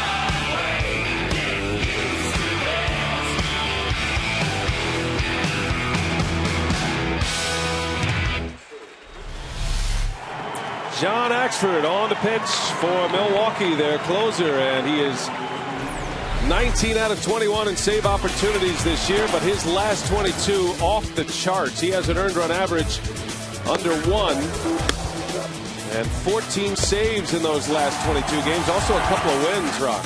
Yeah, he's been very good. He's been able to get his fastball for strikes. His curveball's been a very good pitch for him, and he has converted in his last 16 save opportunities. Jonathan Lucroy will come in to catch, coming out of the bullpen. He was just warming up. Axford in the bullpen, making the change. Axford will face Danny Valencia to start it, and it was Valencia who put the Twins on top with one swing of the bat. Their only run-producing hit of the night, a 3-run homer with 1 out in the 6th inning. Valencia's 8th homer of the year. Lazy pop-up out to Ricky Weeks. Out number 1. And looking at that stretch for Axford, and in his last 22 innings, you saw the 14 saves, but he has been striking out a ton of batters. 32 Ks in his last 22 innings. Has been as good and as automatic lately as anybody in baseball. And it all comes down to Axford being able to throw his curveball for strikes. And a fastball for a strike to get him ahead against Luke Hughes. Picked up a save against Boston. Axford finished off the game against the Rays as he deals strike 2. That was not a save situation, although it was a 5-1 Brewers win. Axford picked up the final 3 outs in order on Tuesday night.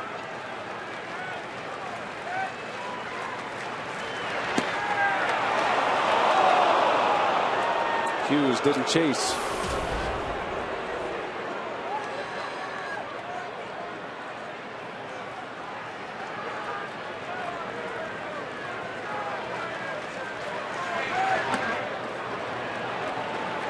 We saw Axford as high as 98 miles an hour in Boston. That's the other part of the equation. Not only has he been throwing strikes with his fastball, but he's been bringing the heavy heat. 2-2 to Hughes.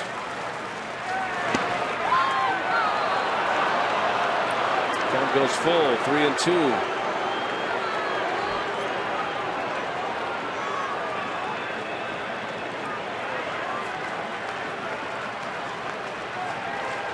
Payoff pitch. Bouncing ball over to McGee. And out number 2. Axford 1 out away from save number 20. And they come to their feet here at Miller Park.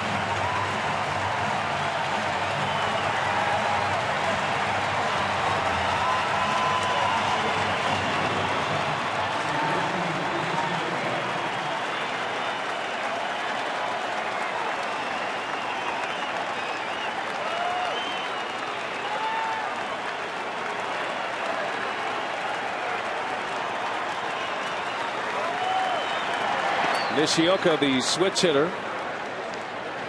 Last hope for the Twins. He's 0 for 3 tonight. Couple of strikeouts. A save tonight for Axford would bring him within 2 of the National League lead. There's strike 1. And Nishioka has not looked very good on the breaking ball tonight. Not sure if Axford was going to mess around with that. 2 behind Houston Street is John Axford. 1-2. He's going to throw the breaking ball. Now's the time to do it and spike it in the dirt.